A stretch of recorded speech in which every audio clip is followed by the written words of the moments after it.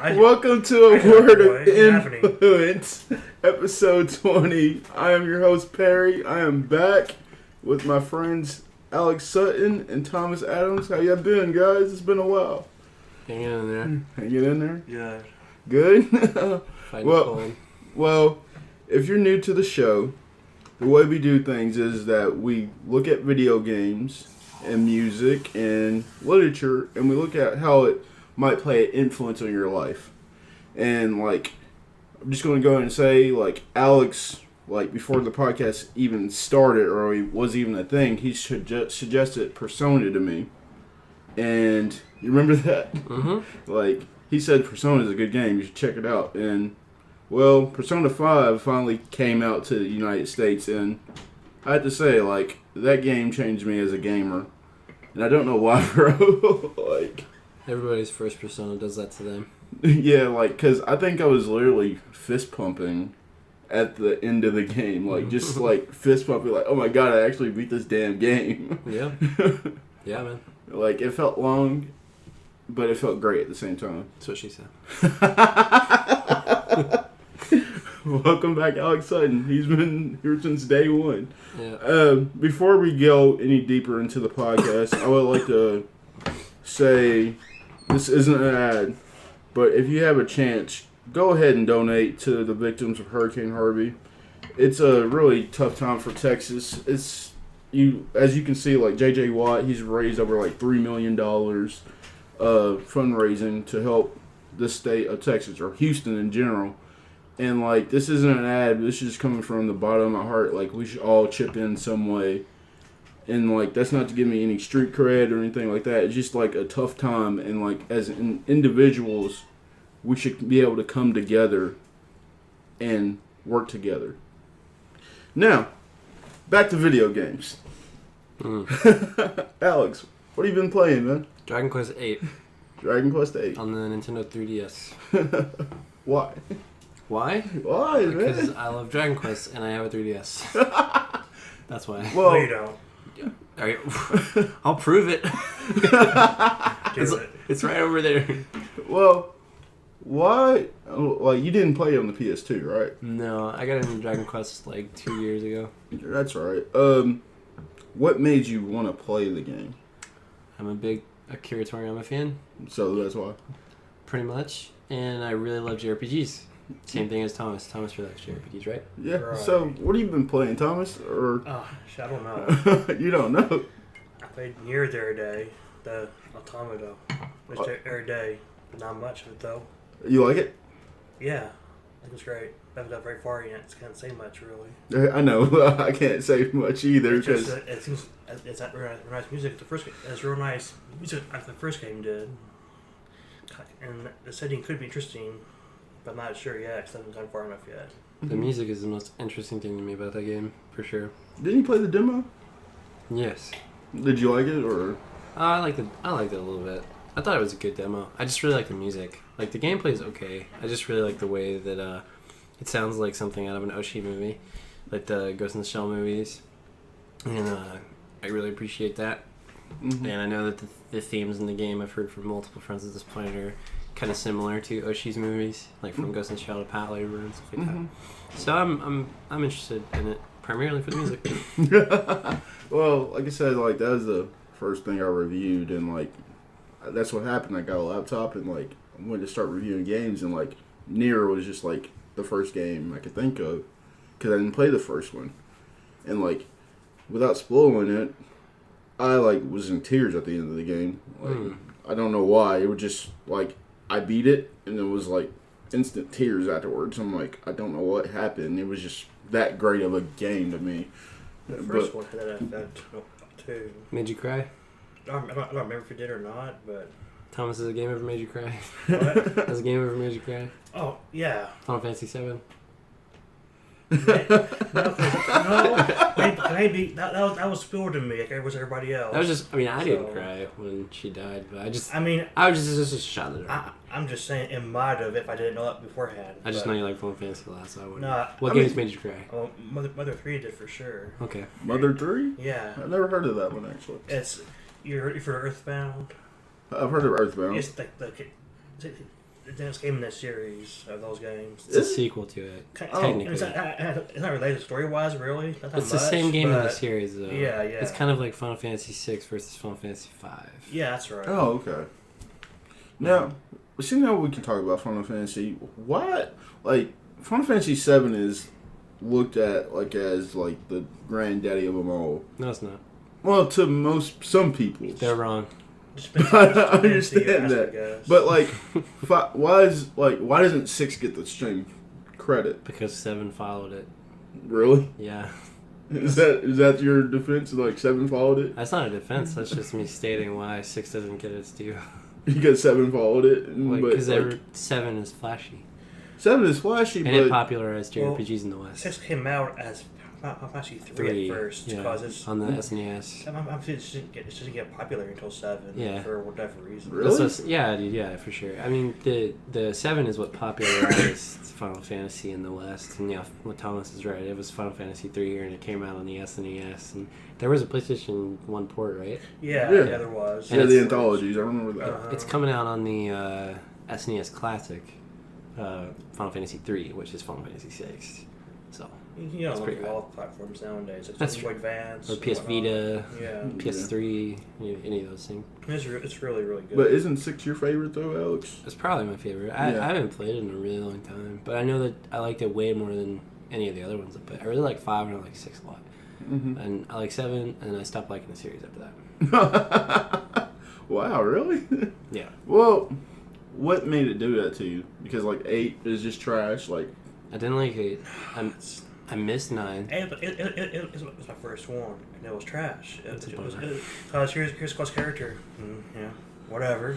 Mm-hmm. I mean, I feel like 8 was just trying to be the successor to 7, and it did it in a terrible way. The thing is, Squall is what people think Cloud is what Squall really is. He's just, whatever. It's really boring. He's what most Final Fantasy main characters are. They're typically boring.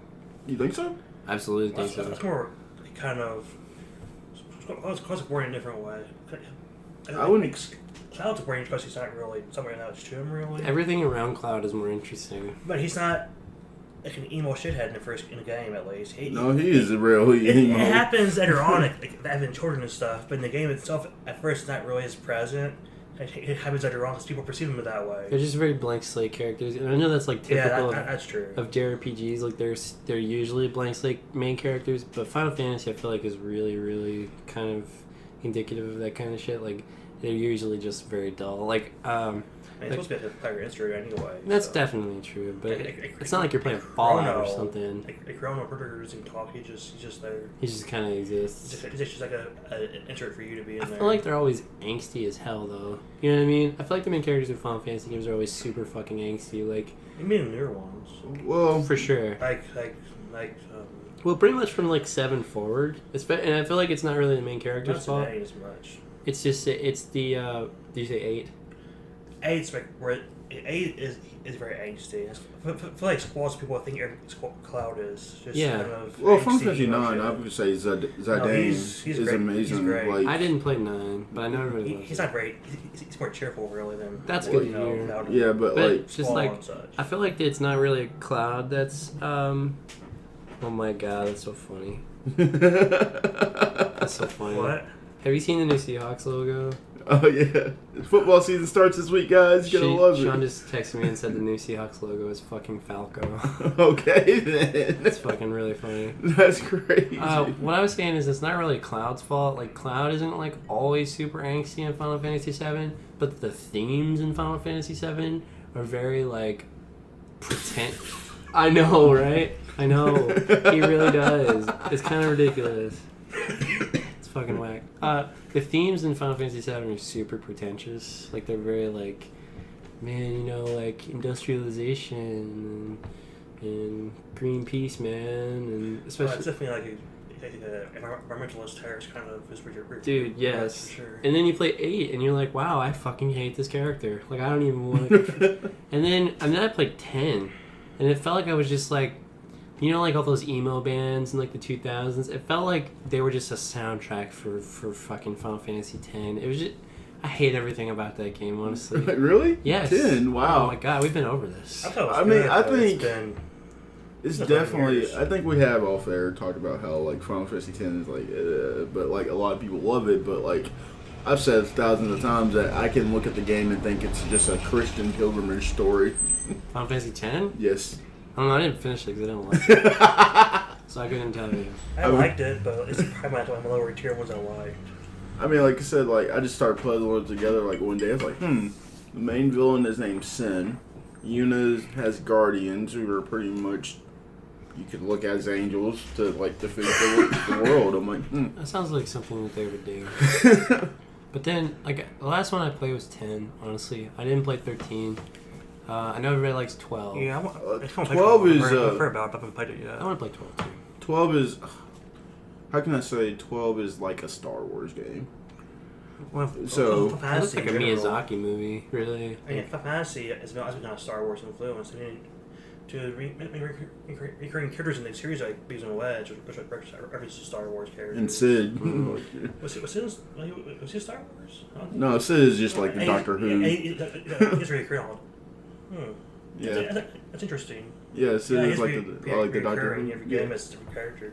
Yeah, he produced recurring. I was an engineer too. Yeah. Mm-hmm. Now, what game, I guess, in the last couple of months, would you recommend someone to play? Dragon Quest 8. Dragon Quest. Yeah. It's really good. People should buy it. I mean, I need to grab that game again. Because, like, we talked about how that game, like, made me want to write. Because I don't know what it was. I guess because it was the adventure and I was being called Governor the whole time. Gov. There's a character in the game called Yangus, and he's this fat little dork who has like he's like the brute in the party, and he calls the main character Gov all the time because he's got this kind of Cockney accent, and he calls. Oh, they're doing that kind of angle with it. Yeah. I thought I was gonna hate having to hear the English voice acting, but it's really kind of nice because it sounds like a. Because you know Walt Disney, like they do the Ghibli dubs, and the Ghibli dubs are usually really good, and they kind of take interesting angles. Usually, yeah. So like, it's kind of like playing a Ghibli dub, like when you're hearing the voices and stuff. So I'm actually really into the English voice acting for the game, which is super odd for me. Really? So, but yeah, I usually just turn voice acting off in games because I don't like it, unless it's like really realistic. It's just kind of fun to like. Play a game like a JRPG and kind of do the voice casting yourself. I do a lot of JRPGs I used to play. Guess one era games. Kind of use your imagination. Like I just pretend like, this is the voice of like Patrick from SpongeBob. It's this guy though. Oh yeah, okay. Or a skateboard or this person. I feel that. It's kind of fun to do it that way for me. Yeah, I totally know what you're talking about. What game I needed to go back and play is Ni no Kuni. I don't know why. I just need to go back and play it before number 2 comes out.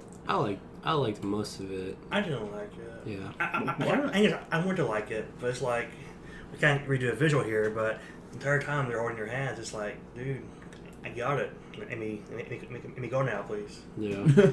Actually, I had a pretty cool battle system though. I like the battle system.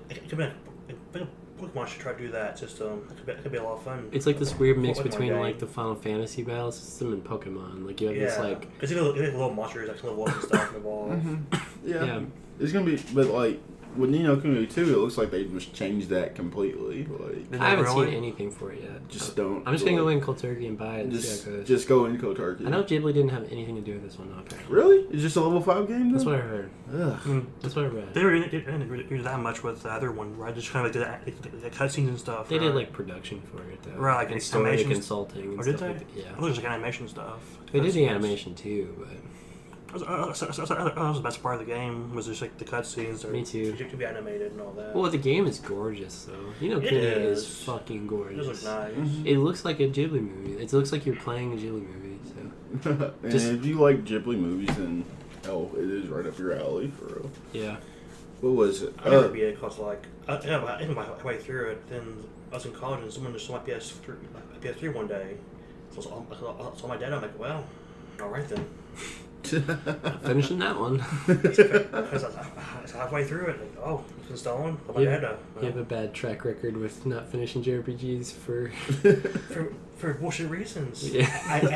I lose my data by being by accident or it just gets fucking stolen. It's like, man, down. No, like I understand what that means because you're like, I don't want to go back and put in all that work that I did. Especially that game in particular, because that game in particular, they're holding your hand the whole way through, and I've been through this hand holding before. I want to do it again, you know. Yeah, it's like the new Pokemon game. Like Pokemon Sun and Moon. Very much like that. It's kind of a bummer. It's a bit too much hand holding. Well, so do you think you'll get Ultra Sun and Ultra Moon, or? I'm thinking about it just because, like, I know that a lot of my friends that like that game, they're talking about some of the things they kind of streamlined for it, which I hate that term, streamlined. Like, every fucking person in the video game industry uses the term streamlined, and I don't even know what the fuck it means. But it's like, I've heard it so much that it's in my fucking lexicon now, and I say streamlined. What the fuck does that mean? Now I'm entering the gaming industry, and I don't know what the fuck that means myself. Stream, like it's a stream, so it goes one way. Simplify it. Yeah, but I don't know. You hear so much it annoys you. There are just certain words that people in the video game industry use a lot. Like, I just think, like, you know, you only say that because you hear it a lot. That's it. Yeah, this isn't related, kind of. I remember years ago, back when the financial stuff was going on, the recession and all that. I saw on the news, financial aid package. I'm like, stop saying package. It's irrational. It just pissed me off. They kept saying package. Like I think they're just using it to say a word. Yeah. It's on fancier, you know. That's related, though. Sorry. No, you're fine.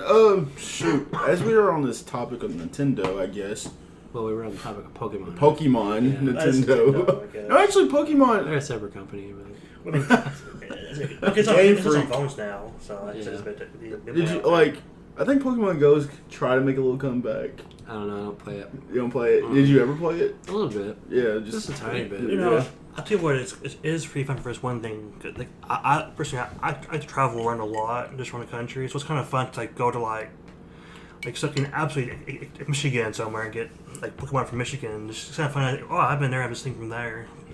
As like that kind of thing is fun, I guess. I caught a Gyarados in Wisconsin. I've heard from South Carolina. It's fun to have that as for that reason. That's pretty rad, actually. Well, like, you know, it's being around town, really. I'm not sure if I'd be into that much, but for that, it's kind of fun to do it that way. I see the point there. I just love the Pokemon thing of being a trainer, like older, like we're in our 20s and like seeing 10-year-olds play the game and like understand like they have a new generation for them to get into. That's what I saw downtown, and I enjoyed it a lot for some reason. Like just hearing a name of Pokemon that's like our generation, and then they really like it. Well, see, I heard the opposite way. Cause I'd be sitting at work, I hear people like in their 50s, like, hey, how much Super Strata? I'm like, yeah, when I was 7. Yeah, I heard both of them. Yeah. I heard both sides of that. It got pretty big among the older crowd for a little while there. Yeah. All the stickers on the cars. Like, it just became a joke for me because, like, everyone had, like, the stickers and they were just everywhere, and, like, people were like, oh, I'm Team Red, I'm Team Blue, whatever. Yeah, like, that's that's and I was just like, a little Jesus too far. That Christ. did not last long, did it? No, like I said, people still play it, though. Yeah, I do, but... that was just a little too far for it because it's just about passing it on to the next generation. That's what Pokemon's always been about. That's why we get one every so often. So I thought it was just about catching bugs. That too. Well, animals. Whatever you want to call them. Pocket monsters. This big muscle man. Watch out. He's a person. He's a fucking person. That's true. And you just take him, and it's weird. That's right. He's a fucking bug. He's a person. Come here, get in my ball. I think I saw a meme where it said no animals were killed or like seen in the show. You know, I'm getting real. I've seen fishing natural before in the past. I'm getting real pissed off because it's about damn time these motherfuckers in this game get a bigger bag to carry their own Pokeballs. Because I'm not sick of the fact that this guy can carry like a rope, 6 cans of bug spray, like 4 antidote, like all these crazy, but he can only carry 6 Pokeballs. Yeah, like, get your shit together, dude. Come on, this is ridiculous. This is getting ridiculous. Well, you need six Pokemon in the belt. Yeah, that's some shit. This is really like, come on, man. Oh, speaking of which, I played Rampal. Pokemon regulations. Good job, 7. That's right. Like I said, speaking of which, I know you played the Pokken tournament game. It's available on the Switch right now, the demo. Yeah, I played a demo. You played it? Mm-hmm. So like it was the first time I played it. That's good to hear. And I think it's really good. Like, it's pretty solid. Like I said, I didn't think it would be that great of a game. That's my kid, by the way. Thomas as a kid. Super mad. And I didn't even know he did. He emerged that asexual like a sponge. Just popped him off like a little pimple. Yeah. Grew into a whole human man. It was very disturbing when it happened. It's just like, well, this is my Tuesday. Just got one. But dang. Man, Thomas, was that?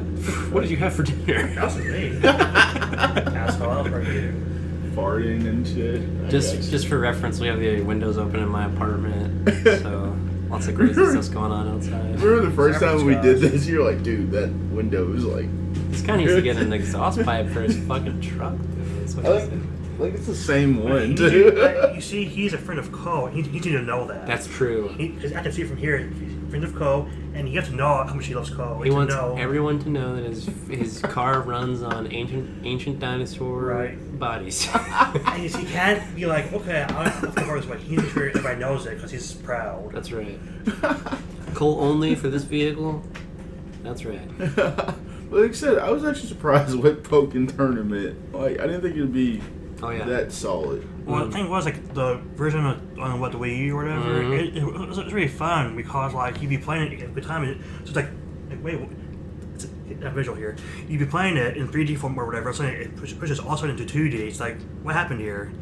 And so in the kitchen 4, it just happens. You're like, oh. It still does that. It's kind of jarring. It still does that, but I think it's better because in the Wii U version, like, one person would have to play on the gamepad and the other would have to play on the TV. Right. And I feel like that was really stupid because I just hated that so much. Like, I'd rather play on the TV, like, not have my perspective all messed up. But when you play multiplayer on the Switch version, that is obviously not a factor. So both are on the TV.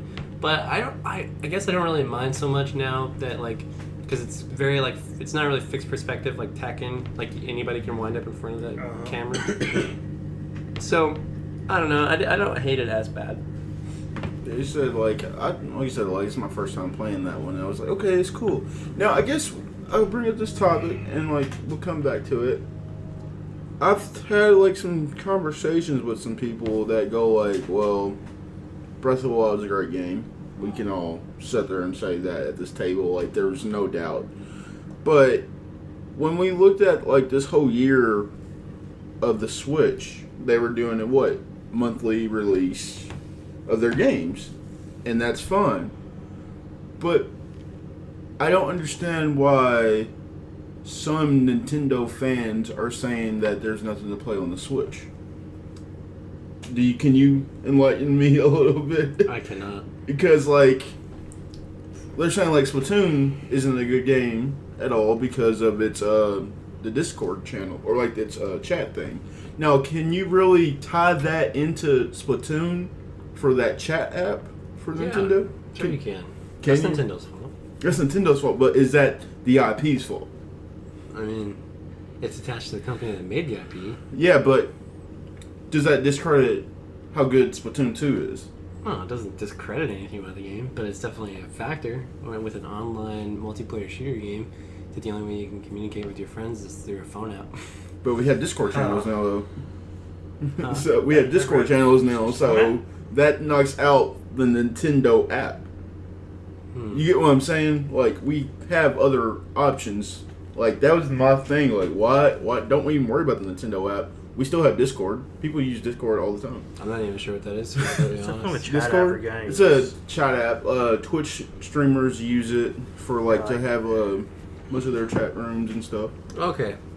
Yeah, see, if I gave a shit about that kind of stuff, I probably would know. But. Yeah, but you don't. But, like, we like Splatoon. I think you do. I love it. Like I said, like, this is my first time playing it. I was just, like, playing for hours. Like, I didn't think I could do that, like, with a shooter. Like, so, was Splatoon like that? Like, in the first game? Like, is it just the same thing? What are you talking about? Like, Splatoon 2. Like, Splatoon. Just normal Splatoon, then Splatoon 2. What are you asking? Like, where the differences? Or are there any differences? I haven't either, really. Are there any differences in gameplay, or do you see it? There are some small differences, like in how you traverse the areas and stuff. Like, yeah, I mean, it's pretty much the same game with some minor things they changed that improved it. Like I said, traversing areas and Yeah, that's all I can really think of. I mean, I'm I just haven't curious. played that much of it, to be honest. You haven't, but your girlfriend has. My girlfriend's played a lot more of it than me. I haven't played it much, but I've played quite a bit. But my problem is, like, how can you sit there and say that when, like, there's games like ARMS? I don't know if you even got a chance to play it, which was a solid game. We have not Metroid, but that's 3DS. We also have what's the name of it? Super Mario Odyssey is a month away. Mm-hmm. Why are people just saying, like, they just care about just Mario and Zelda when they're giving us other IP? I haven't really seen anybody saying that, so I can't really comment on it. Yeah, I already said, I like, guess all I would say is I don't have any. I have a Switch, but like it's just the first year, so Yeah. things take time. yeah, No, I think so- Nintendo has a really great lineup of Everybody's games. saying things. They're I don't the know. best. I don't know. Yeah. I don't know why. Yeah, Thomas doesn't really have any input here. yeah, I get what you're saying, but you, like you said, it's the first year, and like you'll probably see more and see us play more. But I was just curious. Well, I mean, do you really want to keep your shit? I know, right? People want to keep their shit. I don't keep mine. I was such a twist. I read it as soon as I can, since I'm done with it. Just gotta get it out of there. I shouldn't even like. Oh, hey, good. I have my hands for collection later on. There's a shelf here For to collection. enjoy it. Just on this, like an Orale. Are you in your SNE Classic, or did you try? Mhm. Did you already get the pre-order? How? I have my ways. Yep. Can I, like, learn those ways? Nope. They're all gone.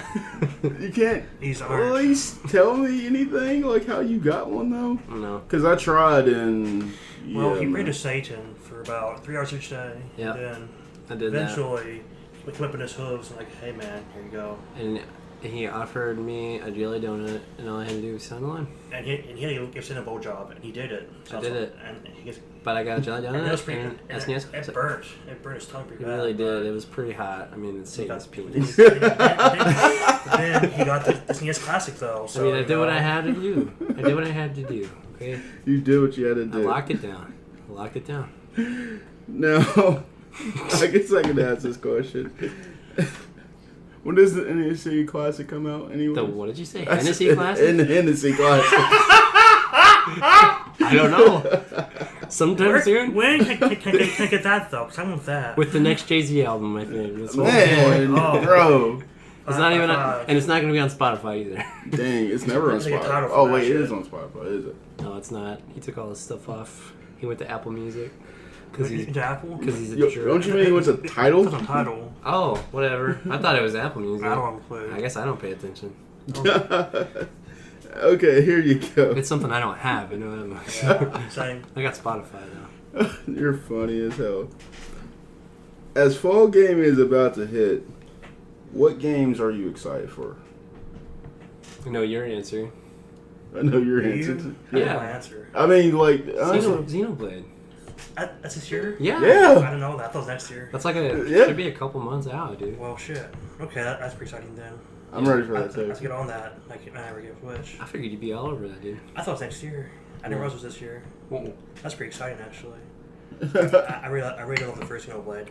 The second one kind of left me lukewarm, though. But the first one was great. Hmm. You talking about the Chronicles one? No, I mean, it calls it's, Xenoblade it's one of the Chronicles. Wii U's, Xenoblade Chronicles X or whatever. Yeah. It was story-wise, character-wise, and it only had one hub area for your characters to like interact with, NPCs and quests like that. There's all wilderness.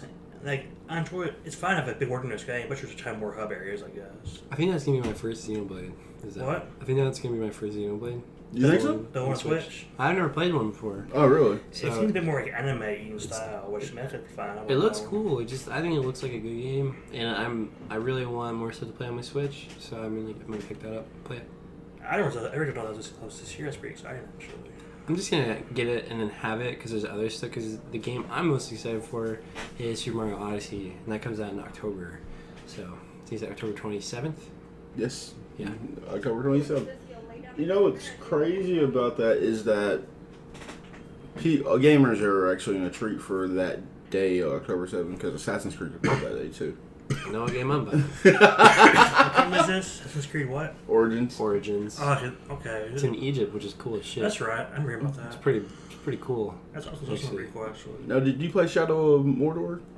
Did you I play played the crap out of the first one. So, are you going to get Shadow of War? Probably not. No. I'm hearing a lot of negative stuff about it. Really? Yeah, like apparently there's a lot of microtransactions in the game. Oh. Fuck. And that. I'm just not super down with that, so I'm gonna see how it goes. I'm gonna see how reviews are. So that's one of those games when I hear the word microtransactions, that's the kind of thing where I wait for impressions.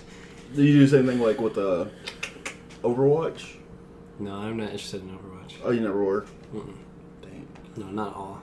So, it's not my cup of tea. Yeah, I think I'm ready for Super Mario Odyssey too, but I'm also ready for Metroid. Because that'd be my first Metroid game. So why are you ready for it then? Because... Wait, you never played Metroid before? No. So I haven't really either. So why are you jumping in and Samus Returns? Why are you jumping in on Samus Returns? Why are you playing like Super Metroid? Because I have a 3DS and I can get it. Well, like, what kind of 3DS do you have? Just just normal 3DS. So you could play Metroid and Metroid 2 on this. Can it really? Yeah, on eShop. Shit. Both of those games are on there. Fuck. Do you have a Wii U? No, not anymore. Okay. Well, never mind. Because Super Metroid's on the Wii U and it's on the new Nintendo 3DS. Fuck yourself, Perry. I know, right? I didn't know at the time. But that's one of the greatest like platformers ever made. Yeah, Super Metroid? Yeah. I mean... It's a really, really great I think... How can I say this? I played it, but I wasn't conscious enough to understand it. It's like you were like on drugs. No, more like really I was drunk. like I was just a little kid and didn't know what the hell I was doing. So you had consciousness, you just weren't really like paying attention. I mean, I've been hearing off stuff Okay. in the past, like watch something you were a kid, or just fun. They're like, oh wait a minute, I see now what's going on here. You just didn't really appreciate it. Yeah, That's what you're saying. Yeah, but also, you're on drugs too, which I was. Because I tried Right. I tried Metroid Prime. Riding the white pony. White pony. Metroid Prime 4? Is that what that is? No, this was what's 4. But 4 is going to come out. Yeah, that's what I'm saying. 4 is coming out, but Metroid Prime 3 for the Wii. Yeah. I don't think I could because it was in first person. You don't play first person games? It kind of makes me sick, so that's why. But now I'm kind of getting over that feeling, so I'm going to start playing more first person games because I still got to play BioShock, which is what you always recommended, and it's on the list. It didn't make me sick, but I was just scared. I remember I was a kid, I watched my dad play Doom and such, and I was kind of scared. I was scared of first-person shooters because I was imagine, how I also didn't see a face. You see the face of a demon or some shit, or a slime monster in Chex Quest. And oh god, did you just say Chex Quest? I did say Chex Quest. Oh my god, I used to have that game when I was a little kid. It was fucking great. It came with a fucking box of cereal. Yeah, the Chex cereal. Yes, and I put it in my grandma's computer and I played it, and I was a little kid. You get the spoon, you just kind of. The spoon. And I remember those green ass aliens. Yeah. And man. And even as a kid, that scared me because I'm like, oh shit, there's an alien. Because it comes at me. I'm too slow to act. Exactly. I'm a dumb kid. Man. But then I grew up and I'm like, okay, that's a memory now. That's like literally one of the first games I ever played. Me too. What, Doom? No, Chex Quest. Chex Quest. Yeah. Did you? I don't think I ever played that. It was like a Doom mod that came with Chex cereal in the 90s. Literally shovelware. Like, it's literally shovelware. That was great, though. It's really fucking stupid, but it's really awesome. Like, you would go to monsters with your spoon and you scoop them, eat them like this. Like, when I had my NES and I was playing Super Mario and Duck Hunt, I was also playing Chex Quest. On my grandma's computer. No, but to answer your question about that about just Metroid, Nier Automata actually got me excited for Metroid. Say what? Yeah, put me in the mood. But how? Put me in the mood for scientific shit, bro. It really did. Like, so just like scientifically speaking, I'm ready to play it. Scientifically speaking? Yes. You mean like sci-fi? Yes. Like science fiction? Yes, bro. Because I don't think either of them are very scientifically accurate, but they're definitely both science fiction. Scientifically speaking, in the game world, to me, shit. I was I played this. I was like, I played Nier. I was like, okay, I'm ready for Metroid. Spoilers saying the first one though, but no, I don't give a shit. I mean, but also I've been playing Sonic Mania, which I heard that's pretty good. I should play that one. Alex, you not gonna play Sonic? I want to play Sonic Mania. I'm probably gonna buy it on Friday, for my Nintendo Switch, and I'm gonna play it some. But like I said, I've been playing Dragon Quest VIII, and I'm trying to finish that before I make any other purchases. I understand what you're saying about that, because I feel like I need to do that with every game that I had, because I was starting to feel like I was having that catalog that I was never going to get to. And like one of our friends suggested, like, hey, you really do have that catalog. You might want to just go ahead and play all your games before you buy something else. So I had Horizon, as you know, and I felt like, fuck it, I'm just going to platinum this game. Like, as you do. Huh? As you do. I platinumed it. First time through. 70 hours. Fuck it. I don't care. Congrats, Perry. I mean, I know you have how many? I don't know. A bunch. A bunch. No. It's a dumb. You know, I just want to say that part of life is that you need to accept someday that you're going to miss a game because you're going to die before you get to play it. That's exactly right. That's going to happen to you. You can't just be a big man child all the time. Yeah, for real.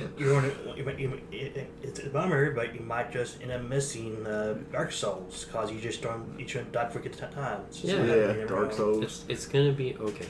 Yeah, like I said. I'm going to miss playing Stalker probably.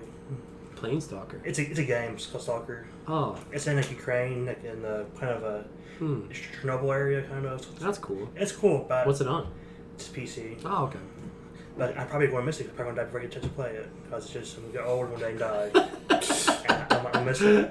So you're gonna be on your deathbed, and all your children are gonna surround you, and they're gonna say, "What's your biggest regret, Dad?" And you're gonna say, "I didn't play Stalker on my PC." That's what happened. Well, my dad actually said that about the latest Kingdom Hearts game. He's like, man, I'm gonna be old and not be able to move before the next Kingdom Hearts game comes out.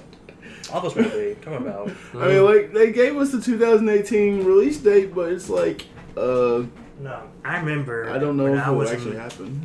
I remember when I was in high school, and me and my group of friends, who I don't talk to any of them now, just how long it's been, since it was a long time ago that I've lost it's our friend group really.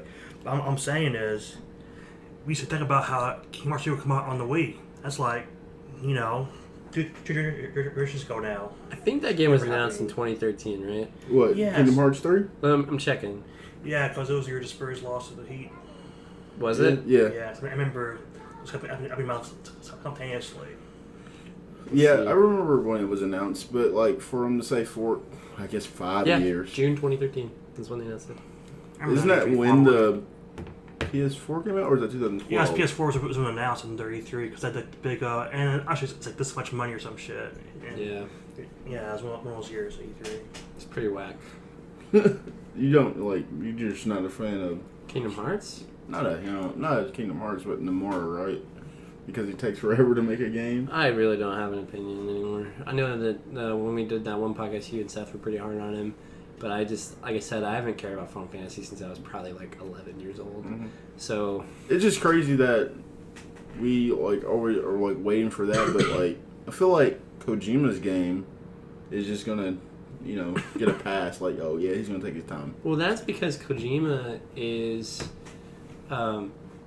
Every game he makes is like revolutionary in some way. Like every time a new Metal Gear comes out, people are like, "Oh my god, this game!"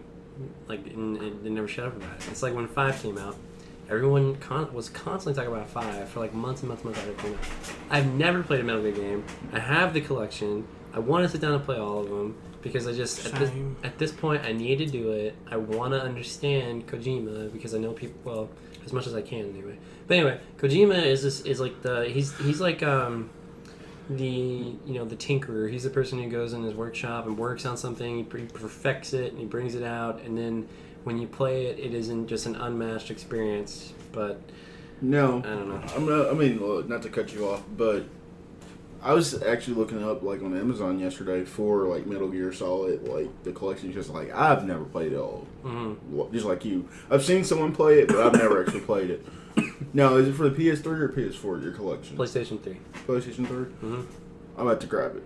I'm just saying, like, I feel like you have to play it for some reason. Because, like, when he was on the stage a year ago or two, and, like, everyone was going crazy about it, I don't understand. I'm probably going to play Death Stranding before I play Well, actually, depending on when that game comes out. But I have no idea when I'm going to get to the Metal Gear collection, hopefully soon. But if I'm not what I meant to say was if I'm not finished with Metal Gear, I'm probably going to go ahead and play Death Stranding, number one, because they're not connected, and number two, just because I'm way more interested in what I've seen in Death Stranding than anything I've ever seen from Metal Gear. Just because I really like that kind of wacky, zany kind of Japanese storytelling, and I love Mads Mikkelsen, and the art style of the game just looks outrageous and surreal. And Norman Reedus too, right? I'm not really that big of a Norman Reedus fan. I don't dislike him. I just don't really watch stuff that he's in. Like, I've seen the Boondock Saints, and I really like that movie. I never really watched The Walking Dead, though, so can't really comment on Norman Reedus. Me either. Have you played it, Thomas? Have you played Metal Gear? I played Metal Gear Solid 3, the one kind of a prequel. I played that one a bit, but not enough, really. So that's about it, though, really. Okay, It was pretty good, though. Like I said, I think we all just need to sit down and play through it together or something and go like, okay, I guess I understand why people like this game.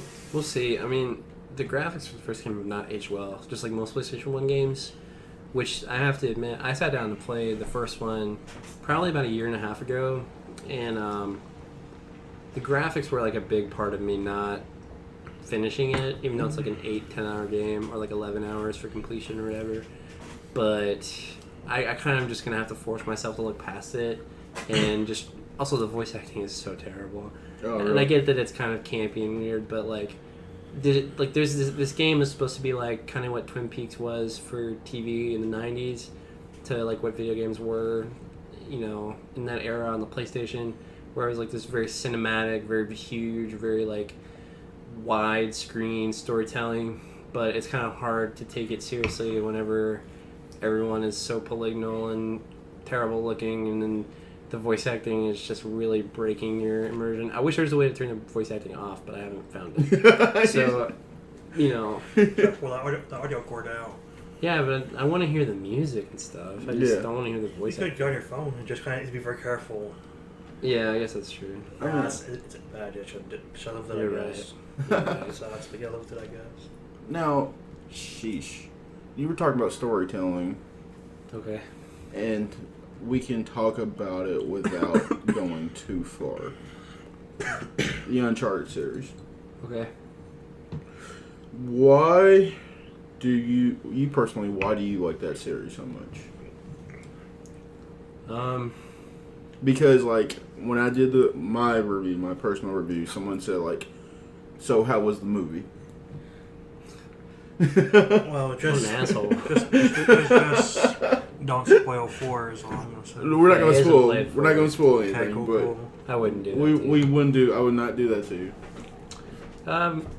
I like Uncharted just because it's like watching a big dumb action movie, but I really care about the characters in the game. Like, you've played 3. Yeah, I played 3. Okay. So like, especially like in the beginning of 3, like whenever you get the kid cutscene, you play as child Nathan Drake. Oh yeah, in Colombia. Which, if that is a spoiler for you, I'm sorry. The game is fucking forever old. Yeah, I was saying like You This just game was missed. awkward. You just missed out. Back. Oh what? Just fuck it. It's Because okay. kind of a spoiler, but Dude, fuck it. Okay. Well, it's because Spoiler warnings. Spoilers. you're in Syria and it's all nice and fine. It's like, nah, it's not. That's true. It's just weird putting it now. Well, it's not exactly like set in the like. Well, he didn't go trip to Syria at one point. Yeah. But it's like right before it happened, though, I Right. guess. Yeah. But it's kind of, the back's kind of weird looking back now. It's kind of hard when you consider how long game development takes. It's kind of hard for them to predict something Yeah, like I know. that. So. Anyone would know at the time, and they did. Plus, it was a while ago. It's just a random thing, though. Yeah. Whatever. But anyway, I'm just saying, like, that moment in Uncharted 3 when you play as young Nathan Drake and you bump into Sully in the museum and you're just like, man, you're this cantankerous old man in the first game, and you're Nate, no! Every time I died. And I was like, oh god, why does he care so much? I stopped doing that. Just go to just draw on purpose. Just get Yeah, I know. So I guess, like, learning... Just, you know, progressively through the games, you kind of learn more about how the characters are related, and Nate and Elena, like, Elena's my girl, she's my favorite person, so, and Elena gets progressively prettier in every game, and I'm always like, man, You're the greatest, Elena.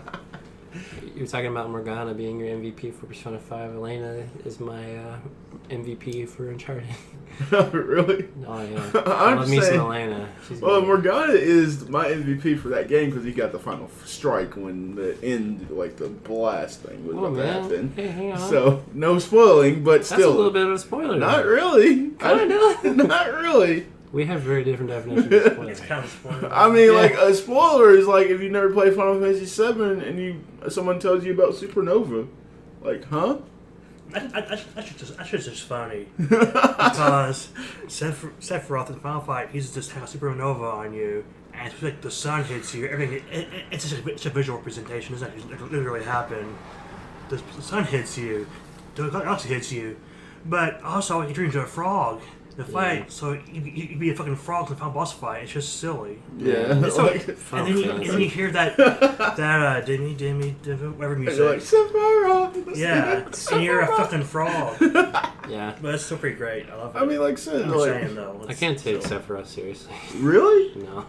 Well, when the best fucking boss in Final Fantasy series is Kafka, I can understand. That's stupid. I'll put sword. Kafka. Yeah, he's probably the best. Like, the he series is. Stupid ass sword that Like, Sephiroth has. I really had to argue with my dad, like, because he's like, well, Sephiroth's this. I'm like, no, Kafka.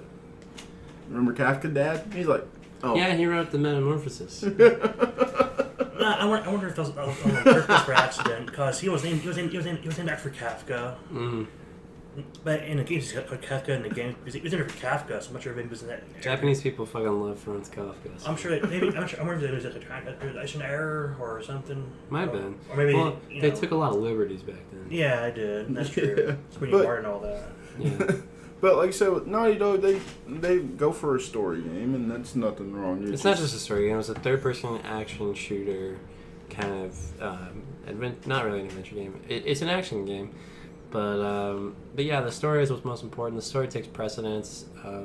Playing a Naughty Dog game is like going and seeing a popcorn movie, but with really well-developed characters. No, like I said, I love them. Like I said, not as probably as much as you do, but I do like Uncharted. And like I said, like I remember when I got the Nathan Drake collection, and I've already played the first one. And you were like, "Well, make sure you see blue people." And I saw that, and I was like, "Fuck this game."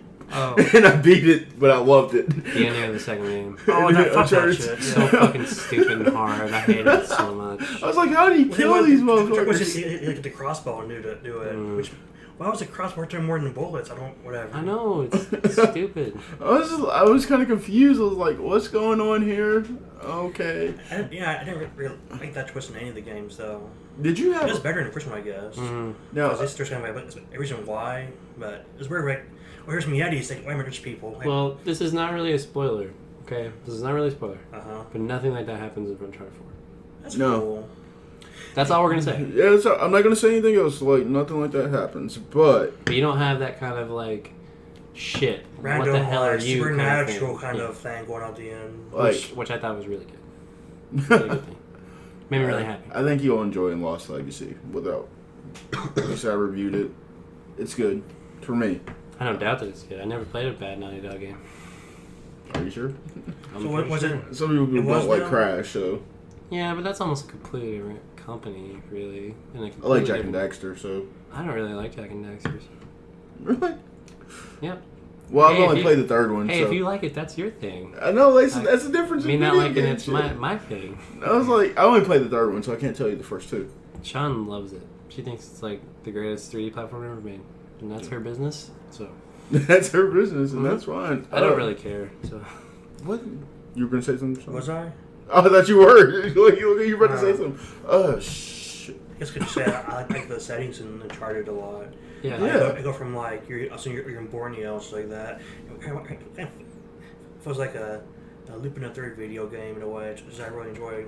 I really love that anime series. It said Nathan Drake is the Indiana Jones of video games. Yeah, and I love it. I saw that too.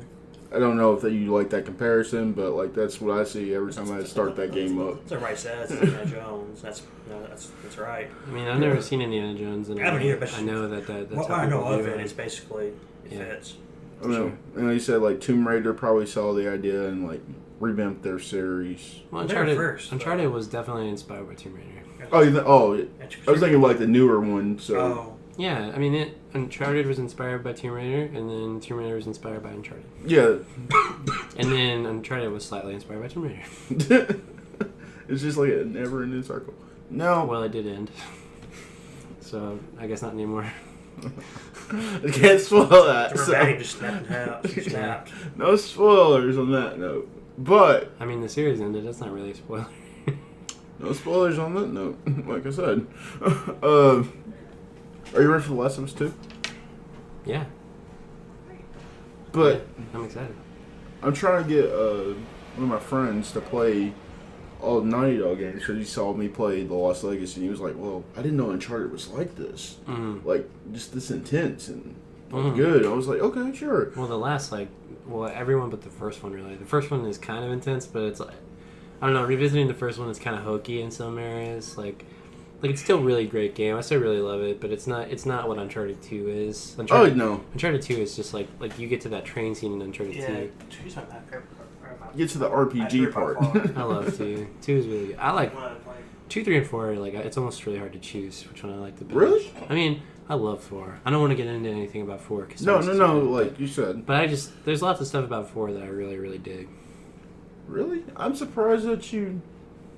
I mean, like you said 2, but then you said 3 was as good. I was like, really? And all of a sudden I played it. Me personally, I was like, yeah, it is as good. As 2? Yeah. Yeah. I think so. Well, they both end really similarly, which it was kind of annoying to me when I played 3. But at the same time, I really like the ending of 3 a lot better than I like the ending of 2, honestly. But I like everything else that happens in 2 more than I like what happens in 3. Now, he wanted to play it, so I was like, okay, here's Uncharted 2 for PS3. Go ahead and play it. Mm-hmm. Did you ever have a problem with the damn thing loading up? No. Because apparently, like, I read online, like, some of the Uncharted games just don't like to load. No, I never had that problem. Like, I had to, like, uninstall, like, the PS4 version of it several times just to be able to play Uncharted 3. Mm-mm. I was just curious if that was that bug or something. I don't know. I probably like that with like Uncharted 2 online. That's just perhaps stays logged with the server or something. There's Naughty Dog server. I mean, that was the first time they ever did multiplayer. So. Yeah, I mean it was kind of fun. It was really simple. So I actually enjoyed that part of it. Mm-hmm. That's kind of like the staple. I expected though. Yeah. I don't really care. Naughty Dog's multiplayer has always kind of been more like simplistic, and that's the charming thing. It's a side thing too. It's not like the main thing. It's not why people buy the game. Yeah, but it's kind of fun because that's what they can do on the side. It's like also there. Yeah. I actually really enjoyed it a lot too. Now, you know the SNES Classic sold out. Mm-hmm. Also, the Xbox One X pre-orders sold out. Were you surprised about that? I don't know if you looked into it, but like, yeah, Xbox One X. I don't know. I guess I wasn't really expecting it to sell out. To be honestly, like, I didn't know people wanted it that bad. Like, I don't know people want Xbox One at all. X, whatever. Honestly, I forgot it even existed. So I can say to you about that, really. I just didn't know. I didn't know people were really going to want it that bad. But I guess their tagline is really working. Like, the thing Microsoft is doing is that they're trying to get out in front of, because they don't have the first-party software, and they don't have the third-party software, because all the third parties are kind of aligning with Sony, except for like Assassin's Creed. Once again, because Assassin's Creed came back over to Microsoft again, just because that's who they could get, I guess. I don't know, but like Battlefront, Call of Duty, all these games, they're over with PlayStation because that's what's hot. That's where the install base is. Blah blah blah. So. One of the big knocks against the Xbox One whenever it first came out was like, oh, the PS4 is more powerful, right? Like that's what everyone was hearing was, oh, they're about the same, but the PS4 is like a little bit better. So I think like Microsoft. There's also with like the game sharing and all that back when I first became blue, whatever. Well, I think it was just like the tech specs. People were. I don't even know if it's exactly true. I just know that's what was floating around. Well, the line. What's crazy is that I'll let you speak for a second. It's like Seth.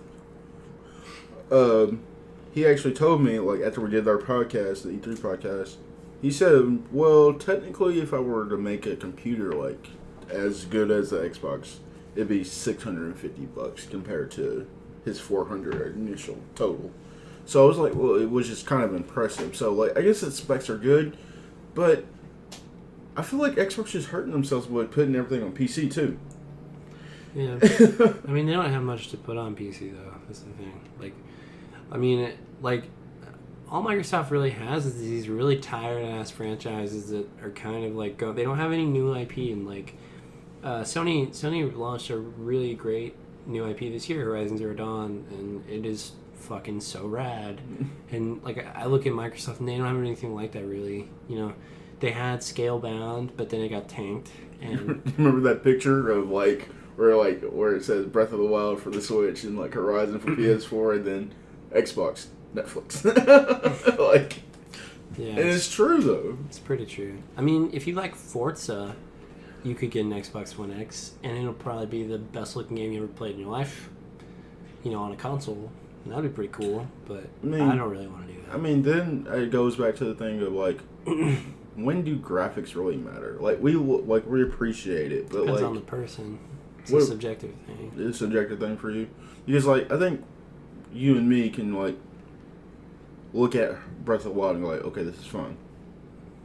Or fine. Like looks amazing. No, like, I think it looks incredible. Gorgeous, amazing. The art direction. And like if you see frame drop, it's not gonna bother you because you see the world. I don't really care about frame drops anyway, unless it physically not physically, like literally impedes me from playing the game. I don't care about frame drops or frame rates or any of that stuff. It doesn't really bother me. It doesn't bother you. What about you, Thomas? Frame drops? Yeah, does that... I guess it kind of just depends on, like, the era you're on or whatever. Like, I don't... Her game is Xenogears. It's like shit now, but back in the day it was probably okay, I guess.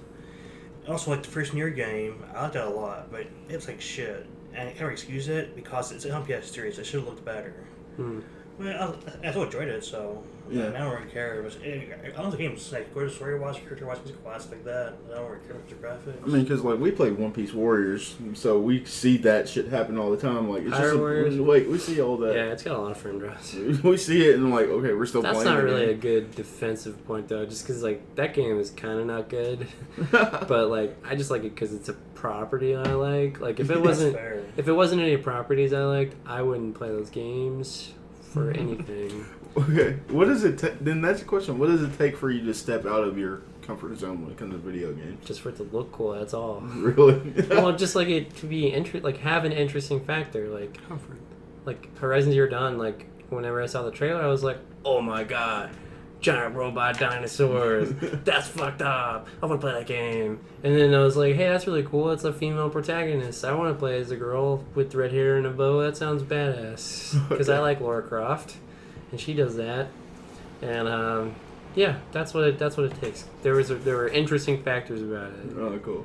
Yeah. For me, I had like what's funny is like I said this to myself or to a friend and said, I think I'm gonna go back to The Witcher now. He said, why is that?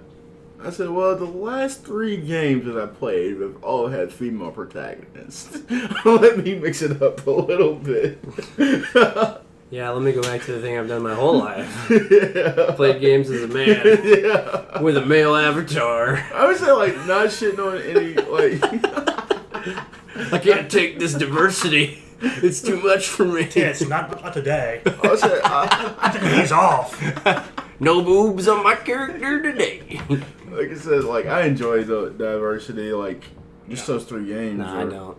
You don't? I don't enjoy diversity. What? Nah, I'm just kidding. What you tell you're saying, like? I'm just kidding. Zone with games, I never thought about that like that. Really. But like, what do you mean? Like I never really thought about a game like, oh, this is not my comfort zone though. Like, I never really thought about it like that. Yeah, me either. So. No, like I mean, like there are those people though. I mean, just like I don't not playing many shooting games, but I mean, if it's some bosses I like it. It's kind of a good story. Game that's a good story I play. Like COD, like Battlefield or something. Like I'm like, I mean, it's Halo or whatever. It's not something I really gravitate towards. I like Halo. I mean, like it's fine. I like it. Even with that statement, The Witcher is also me coming out of my comfort zone because I never thought I would play anything like it, and then Breath of the Wild came out, and you're like, well, it's pretty much the same thing. So I was like, okay, it's not. I mean, like as an open world, like I didn't never play a lot of open world games. That's like saying GTA is the same thing as The Witcher. I've never played GTA. Yeah, but it's not the same thing as The Witcher. I'm talking about like as in the open world category. Yeah, I know. That's what I'm saying. Oh, okay. I was like, huh? But yeah, no. But I'll have to come to GTA because like I love the story of GTA, but I've never actually played it.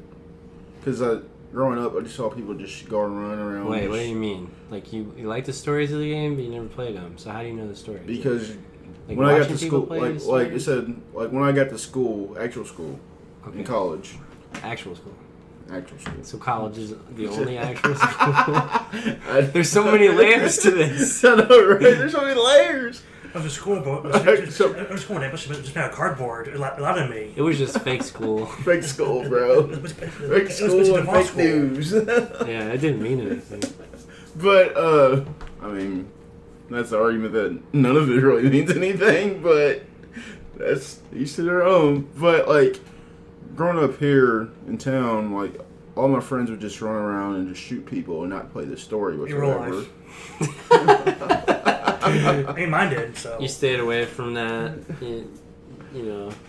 Yeah, I mean, just they didn't actually play the story of GTA, and it made me not appreciate it, the game. Yeah, that's how I was a kid. I played a lot of GTA. And I just ran around and shoot people. Yeah, like I said, that's. I didn't shoot every now and then, but not too often. Really. I said like that got old. Like I wanted to see more to the game, of course. Yeah. So when I got to college, one of my friends had GTA 4, and he played that, and I was like, wow, this is a really great story. Like, satire is amazing, funny as hell. And then GTA 5 came out, and he played that. I was like, this is really good. Like, he said, you should play it. I'm like, okay, I should. Then Final Fantasy came out, so then that was the I end of never that. played 5, so I don't know if it's good or not. Which Final Fantasy? Oh, 13. sorry, Thomas. Go ahead. I actually like the story in 4, but I'm kind of biased because I'm more interested in Serbian culture, that kind of stuff. So, and the characters from Yugoslavia area. So that's what really interests me. One Piece games, they probably interested in you like more. I'm interested in that region's culture, so I'm interested in that game more, even though it has some pretty heavy flaws that I probably would notice more if it was like more average character, I guess. That's just me though. You're asking which one? This is 13. You played 13? I play all three of them. You were the guy. You were the one guy. I was the one guy. Square Enix was like, Swear we found them. Me and my dad. Like Them. Like I said, like I had to convince my dad that 10 was bad. I thought you liked 10. No. I thought that was one of our first conversations. It was Yeah, like, Fuck no. I like 10. I don't put like it as 10. high as my most loved ones, but I mean, like, did enjoy it. Did you see you don't even have Final Fantasy 15 anymore, right? Correct. not right now, no. Okay. What about this whole crossover with Assassin's Creed? That was just like, really? What the fuck? Hang on. What are you talking about? Yeah, like there's a crossover. Like they're gonna do like a festival, like where they're like dressed like in assassin's clothes and like they're gonna In Final Fantasy 15? Yeah. No, I think I did see a picture for that the other day. But then they're gonna do Is it one real? for Final Fantasy. Yeah, I think I saw something about that. That's Then hardcore. they're gonna do something for Assassin's It's pretty Creed. stupid, actually. They're gonna do something for Fucking Assassin's Creed. Ubisoft's breaking out that fucking marketing budget.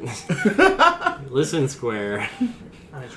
First game where I can get it. I watch videos on YouTube. I keep seeing this fucking FF15 phone game commercial, and it's so obnoxious because the game looks so shitty. They gotta make their money back on that game somehow. Dude. Yes. You're not excited for made that from the Assassin's game. Creed Origins? No, I'm talking about Final Fantasy 15. Oh. They're They not made a gonna- lot of money. Dude, they're not gonna make their money back on that game. The game is in development for like fucking 45 years. They did make all their money back. They said they're the most so they ever They had. definitely did not make all their money back on that game. There's no fucking way they made all their money back on that game. It's just like in Bioshock Infinite. Bioshock Infinite fucking sold so much, but it was in development for like 8 years. They did not even come close to making their money back on that game. Or Metal Gear Solid 5. Like, that game sold really well, but did it sell enough to make all the money they spent for Kojima to make it? Fuck no, dude. Well, GTA. Yeah. GTA makes a shit ton of money. Yeah. But Final Fantasy didn't make GTA money. That's He's like, There's no fucking way they're recouping their losses on Final Fantasy 15. It's just not happening. you don't think it happened? No, I know for a fact it didn't. I thought they sold like 10 million units. Okay, that's good. That's good. That's not enough to... Perry, do you know how much game development costs? Too much, man. A lot. like just to make that. Yeah, it's not a cheap business. I mean, I just can't believe that Square actually try to tinker with the Switch and put it on there for Final Fantasy 15. I don't think they're actively trying. I think they're just looking into it. Yeah, they said, we might just move on to the next project. I miss old Square, because like in the PS1 era, it's like you have 7 in like 97, then you have 8, and I don't know when you had 8. You had 9 in 99, you had Chrono Cross in 2000, Xenogears in like 98. It's just shit out quality back then, and now it's like, oh, here's 15, here's our game for the next 3 years, enjoy that. Like, oh, what happened to you? I mean, it's a lot of stuff. I mean, it's a shame though. And the sad thing is that game, they push Final Fantasy so much, but they don't really, correct me if I'm wrong, they don't really push Dragon Quest as much. That's not true. At least not in Japan. I mean, it's true here, but like, it's definitely true here, but that's because Dragon Quest has never really had a presence. But if you're talking like worldwide, certainly. But probably so. Square Enix is definitely a Japanese company, and they definitely push Dragon Quest super fucking heavy in Japan. But Final Fantasy is definitely, a pretty big hit here in the West and in Europe and stuff. I remember hearing that Dragon Quest not had I think even had like a store in Shibuya for a while. So yeah, it's huge there. It's pretty big. It's a place in Japan, in Tokyo where like geek shit happens. They literally have like monuments and shit to Dragon Quest in Japan. Really? Yeah, they have bronze monuments to it there. Dragon Quest is a big deal. Just to put this into perspective to you, Final Fantasy has been out how long? Sure, plus 25 plus years. Okay, Dragon Quest sold like I want to say 2.5 million copies in its first 2 weeks. Oh shit. Dragon Quest 11. That's like fucking almost the whole population of that country. Yeah. That would buy that game. They fucking bought that game. That game is fucking, dude. Yeah. Dragon Quest is a cultural phenomenon there. Like I said, I'm ready for it too. So don't get twisted. I think that. It's probably my first time diving back into Dragon Quest. Don't quote me on those numbers, by the way. I'm not quoting you. I'm pretty sure that I read that's how much it's sold. I'll have to check it though. I mean, Alex, I know you're the guy that got fucking pissed off when they got the PS4 edition of it. Just to put this in perspective for you guys, Final Fantasy 15 came out on November 29th of last year in 2016, right? And it wasn't complete, mind you. There was stuff in that game they still had to add later. It wasn't complete. They're still adding shit to that game, right now. Just like a couple months ago. Okay, that game started development in fucking 2006. I know. 2006. It's 10 years. Just fucking imagine how much money they put into that fucking game over the course of 10 years of development. Same way with The Last Guardian, though, right? Or nowhere near as much money put into The Last Guardian. Of course, The Last Guardian is the exact same situation. There's no way they're ever going to make their money back on The Last Guardian either. But Sony believed in that game, so they kept they're like, no, we're going to stoke these flames till this game's going to come out. And then it came out, and it wasn't what everybody wanted it to be, whatever. Final Fantasy 15 was this thing that they started, then scrapped, and started again, and they built it up forever. They had trailers at E3, they had all this massive shit for this game. It was a different game. I can't remember started. It was Versus 13. I mean, if you could really look at Versus 13 trailers and look at Final Fantasy 15 and go is this the same game? Well, that's my point though. I just can't imagine a world where even them selling however much they did. However, is that 10 million. Is that Square's fault, or is that Square Enix's fault for changing directors halfway through? I mean, it's like coming in and seeing a game and being like, hey, how's your game going? Oh my god, it's like a fucking garbage can on fire.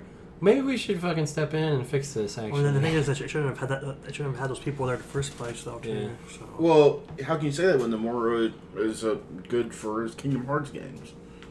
Is he? I'm sorry, when was the last Kingdom Hearts main title? I mean, 2006. You have 1 and 2 average girls game. That's been like... Those are George Bush days. Yeah, dude. I mean, if you're counting Dream Drop Distance, which is a pretty good game, not gonna lie, but at the same fucking time, that game was on the 3DS. We haven't had a numbered installment in that series for years. I mean, my dad has even said, I won't play it until the next numbered game comes out. That's silly. That's just plain silly. Are you talking about until 3 comes out? Yes. I thought you were saying he was gonna wait until 4 comes out. No, his next number, yeah. I think I just don't care anymore, honestly. I want to play Kingdom Hearts 3, but I fucking missed it. Like, they missed me, dude. Like, I was a kid when those first 2 games came out. Yeah. I am not anymore.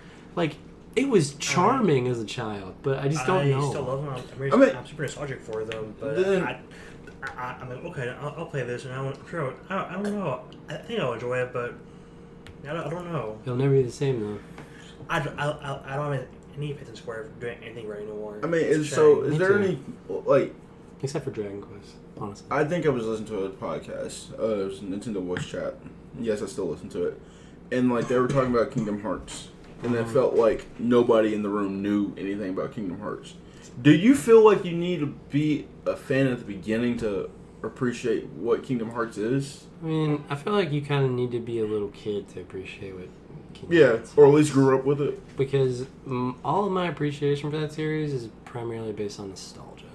That's true, I guess. Sure. Because, I mean, it was my first RPG, really, so it's kind of heavy. It's kind of a heavy thing in my life as far as getting. See, my first JRPG was Pokemon.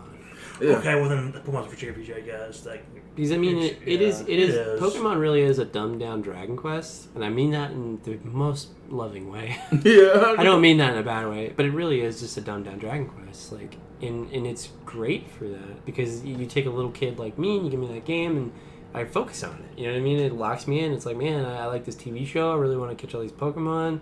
You know, like that whole merchandising empire where you just take all your money, like. Yeah. Here's the show for the game. Here's the game for the show. Here's the cards for the game and the show. Because where your money, please. Yeah. It ensnares you. Exactly. The games were nice though. I do miss those games. But like Kingdom Hearts, just I don't know. Like I tried to revisit it when it came out on PS3, and I only got a little bit into the first one. I was like, I don't fucking want to do this again. I just don't fucking want to do this. Like. And I have immense nostalgia for them, but just getting partially into it and being like, man, I could totally see how I had the bandwidth for this as a child, but just I don't know, I don't have the patience for it, I guess. I mean, do you think there are some cult classic games? No, never. Never. Never happened. I don't think there's ever been a cult classic video no, game. Barry, we're You don't joking. think so? Not Barry, it's a joke. Sorry.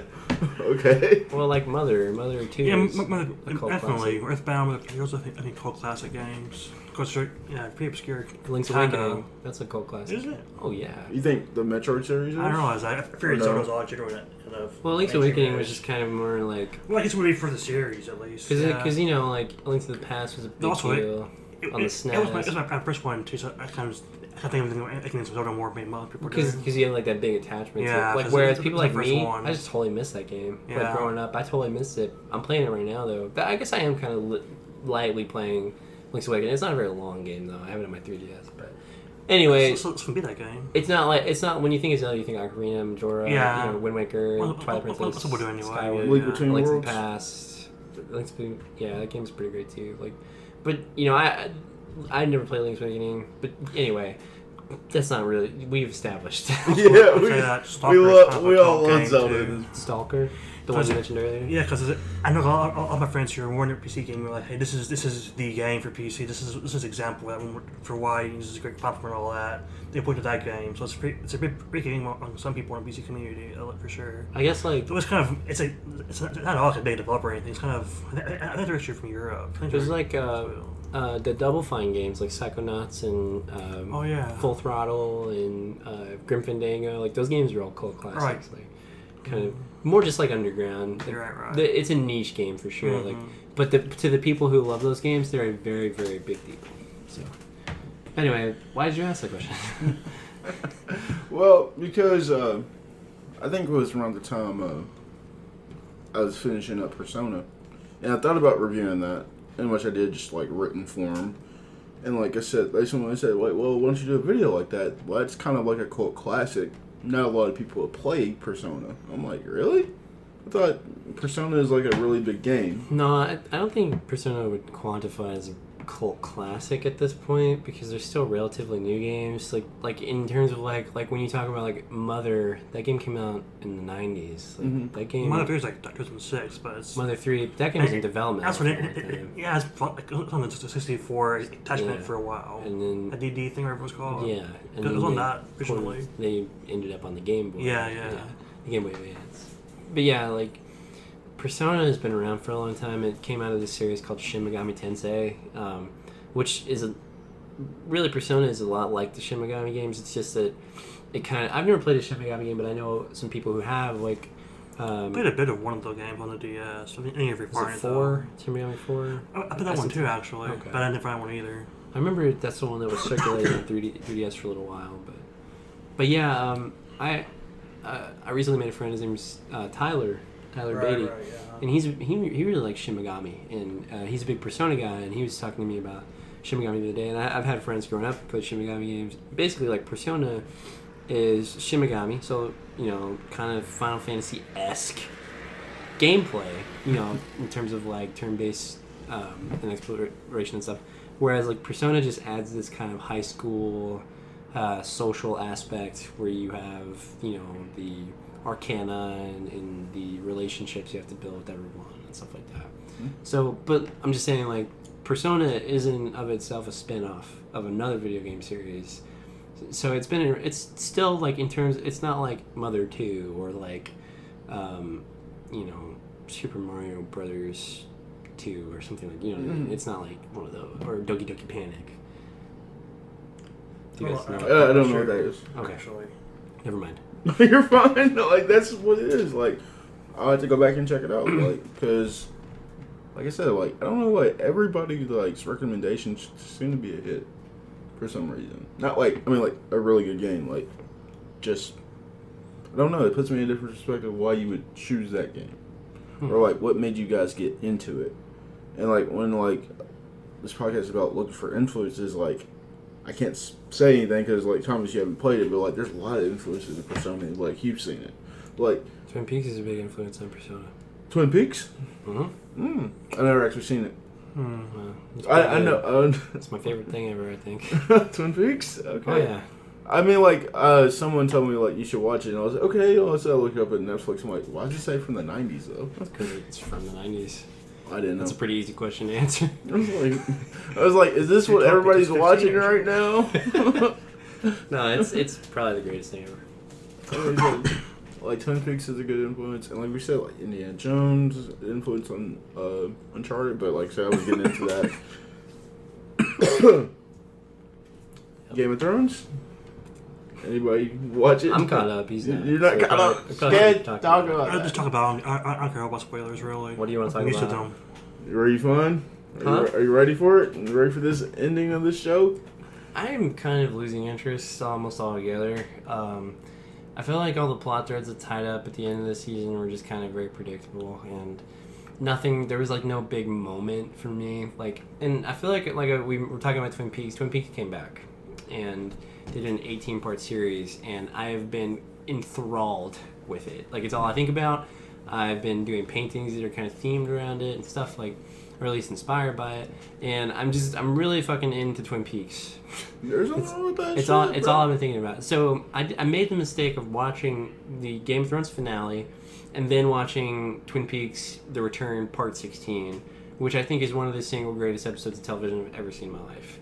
And I had to stack up the Game of Thrones finale against Part 16 of Twin Peaks, and it just did not.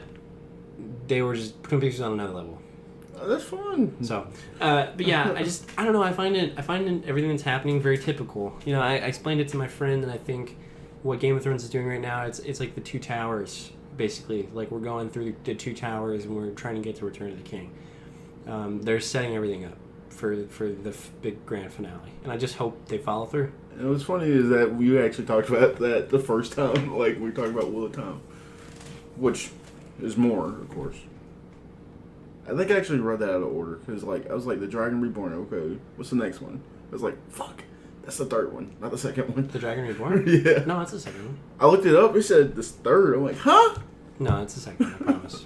Okay, I was like, I hope I didn't read this shit out of order. I'll be upset. At least I think it is. Wait a minute. I thought The Great Hunt was the third book, but it might be the second. Thomas, did you watch Twin Peaks?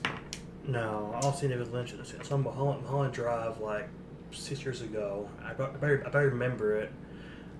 And I saw Rush Head there, whoever it was. You did read that, right? Oh, shit. Yeah. You sure did. Sorry, dude. It's all good. Might as well read the fourth one. Continue, Thomas. I'm sorry. After that, watch Eraserhead. I started in the middle of it. I watched the beginning after that. So I ended off order 2. That's pretty good, though. That's pretty good. I felt like I read it, but it's okay. I thought maybe... The Grey Hunt's a really good book. Is it? Yeah, it's really... I mean, they're all really good books. Except for 9. Not really a big fan. Okay, at least I will check them out. Let's see. Fuck, one of my friends just bought a 2DS, like a new 2DS. 2DS XL. XL, yeah. Which is is that one? Mm-hmm. Yeah. Oh, I realized that. He actually got the Pretty one. fucking rad, actually. I want one. Oh. Yeah, he got one from Australia. That way he could play. What? Yeah. What? That way. What's the Australian game? Yeah. What? How about region lock? I'm confused. No. What game did they release in Australia that you can't? I think he's playing games like. Have you ever heard of the Avalon Code or something? No. No. Or there's like one soccer game. I On can't. 2DS on Is it FIFA? on the DS? Yeah. I mean, He's playing DS games though. I have a question. Is there like an Australian kind of locking going on? I think there was a locking region going. locking for Australian games. No, I don't think so. The 2DS is region locked everywhere, so you can't play you couldn't play European games on your American 2DS. So the same thing for Australia. If you get like a game from Australia, you can't play it on your American. I don't know if there's even a region in this stuff. Yeah, I mean it has its own region code. I didn't realize that. I thought it kind of been. I thought like 3. Okay, my bad. Each country does, but the Switch isn't, which is great. It's not So region locked. there are games in Australia that he won exclusively. That's interesting. That's really interesting to me that there are Australian games that someone would want to buy when they live in the United States. I mean, but Do they live in the United States? they live in the United States. Okay. But no, I think he wanted to play. We're just missing. We don't know about. He said like he wanted to play European games. Then you got the wrong one. No, he can play all of them. What? Yeah. It's region locked though. To Australia. Did he break It's it or shipped something? from Australia, but I don't think it's actually Australia. So he didn't Wait, get an wait a minute, Australian wait a minute. 3DS, he got a Was European. this Austria by any chance? I don't know. Yeah, Austria is in Europe, but Australia is not. No, he said Australia.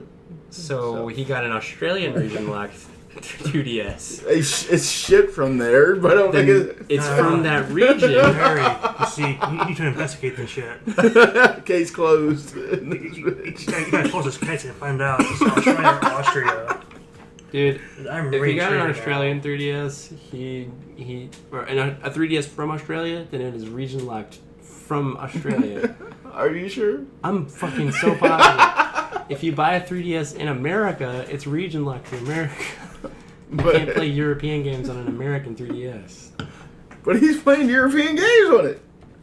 Then he got it from Austria, not Australia. So And I don't know how he's reading it. He must be real smart. But like you said, I'm ashamed that we need to answer for this in part 2. like you had answer for it. Like you said, he played We need to know. We need to know how he's playing European games on his range. he played like that new Ever Oasis game for it. He was like, "Oh yeah, it's okay." I don't Never think heard of that game. Anything. Ever Oasis. No, I never heard of that myself.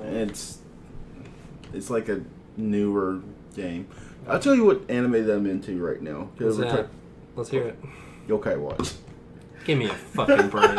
Did you really just say yokai? Yokai Watch. What the literal fuck? Fucking for real. No, Oh my god. I think I was on Netflix. There was nothing on it. I was like, "Fuck it, I'll just watch Yokai Watch." I mean, Wow. I was impulsive sometimes. Just let's see, that's beyond for me now. I saw that show. I'm like, this is not for me. Yeah, it's not for me either. It's for like babies. But Yokai Watch, it really is. Okay, Perry, I'm going to quantify this for you real fast. Australia and New Zealand are in their own region code according to New Nintendo. Zealand? Yeah, New Zealand, Wow. they're in separate region codes from the European. Oh, in Australia and New Zealand are their own. They're in their own, yeah. Right. But where North America, Canada, and Mexico are in the same region, Europe and all of those countries, including Austria, are in the same region code. But Australia is definitely its own region, and those two countries have their own region locking. Well, that's fine. I mean, like, I'm just. So we need to fucking solve this mystery. This is one truth needs to prevail here. That's true. One truth needs to prevail. That's exactly right. But because he must be using some kind of like crazy magics if he's playing. He must have jailbroke his 2DS. Could have, who knows? like on day one, to like you got it like in a week in advance too. I was like, huh? Because that doesn't make any goddamn sense. Like he really did get it in a week in advance too. I was like, how the fuck you get it a week before? Unless they listed the region black, but then why would he have bought it from Australia? Yeah. Why would you jump through that loophole? Maybe it's like, you know what? We got it a week early though, guys. I'm fucking seeing them at Best Buy. Maybe if it was like, But what the fuck is the point? Does he have a 3DS? No. What the fuck? All right. You might try a week early thing. They could get it earlier than they could even anywhere. But then this is still the shipping though. It takes a long time. Yeah, wouldn't it? So he got the shipping from Australia a week early? Yeah. Jesus fucking Christ. This is a very. I don't understand this. There's so many layers to this.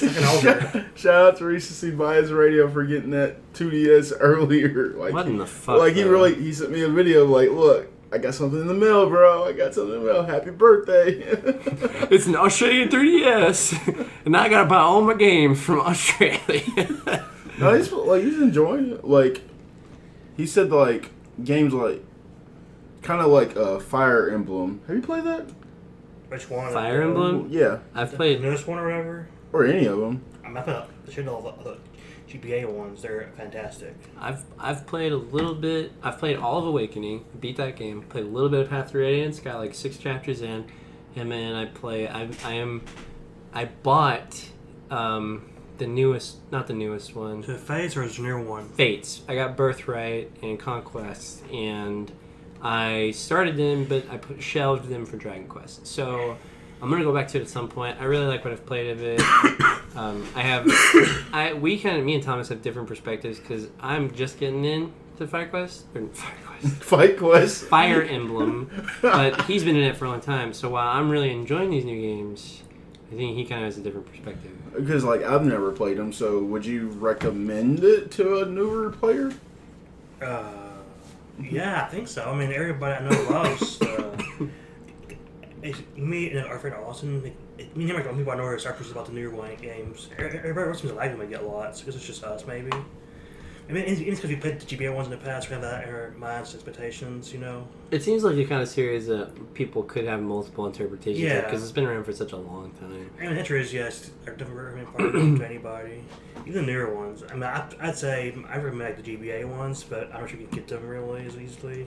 But you can get them on the Wii U. They're on the Wii U eShop. Cool. You should go for that then. Get it on the eShop or whatever. Oh wait, so get the GBA ones like Sacred Stones and the Fire Emblem, whatever it's called here. I think it's just called Fire Emblem. Yeah, it's here anyway. Yeah. Well, isn't there something to be said like games like I think Avalon Code does it too. Wait, what is this called? I'm gonna look this shit up. The Avalon Code. Avalon Code? Yeah. And it's Australian? It's an Australian game? No, I think it's European. It might be here too. But what I was saying is, or like games like The Witcher or Fire Emblem, isn't there something to be said like where you can feel for characters and like how like if someone dies in Fire Emblem, like they're no longer part of the game, right? I don't think it's the newer ones. She give you the option to turn her off, I think. So you're saying this is the game that the Avalon Code is the game your friend bought the 2DS for? Yeah. Okay, so this game came out in 2009. It's a really good game though. On the Nintendo DS. Yeah, he's playing DS category. I said that. Wait, what's going on here? Yeah, I sat there and said that. He's playing backwards. Yeah, you could literally buy this game in America. Can you? Yes. Okay. It came out in March 2009 in America. I didn't know. Like you said, like I knew it was a DS game though. Perry, this seems ridiculous. Why you got an Australian one? Yes, because look, every single date on Wikipedia, like there's for Japan, North America, and Europe, there's a date. But the Australian one just says 2009. Came out. But the thing is, though, is region it was here in this year. Is the new 2DS have region locker on? I can kind of relate a bit because like I know where all my clothes came from. The Jack's from Bowling Green. Oh yeah. These shirts. That's all Owensboro. That's so my different. My shoes aren't from North Carolina. Hey, but the problem. That's how I am. So I kind of get it, but it's still kind of But weird. why? Like, you could probably... Hang on. No, we're getting into this. I'm gonna see how much this fucking game is on eBay. Because if you could just buy it from someone in America, I don't understand what the point of buying it from Australia is. It's like $100 or something.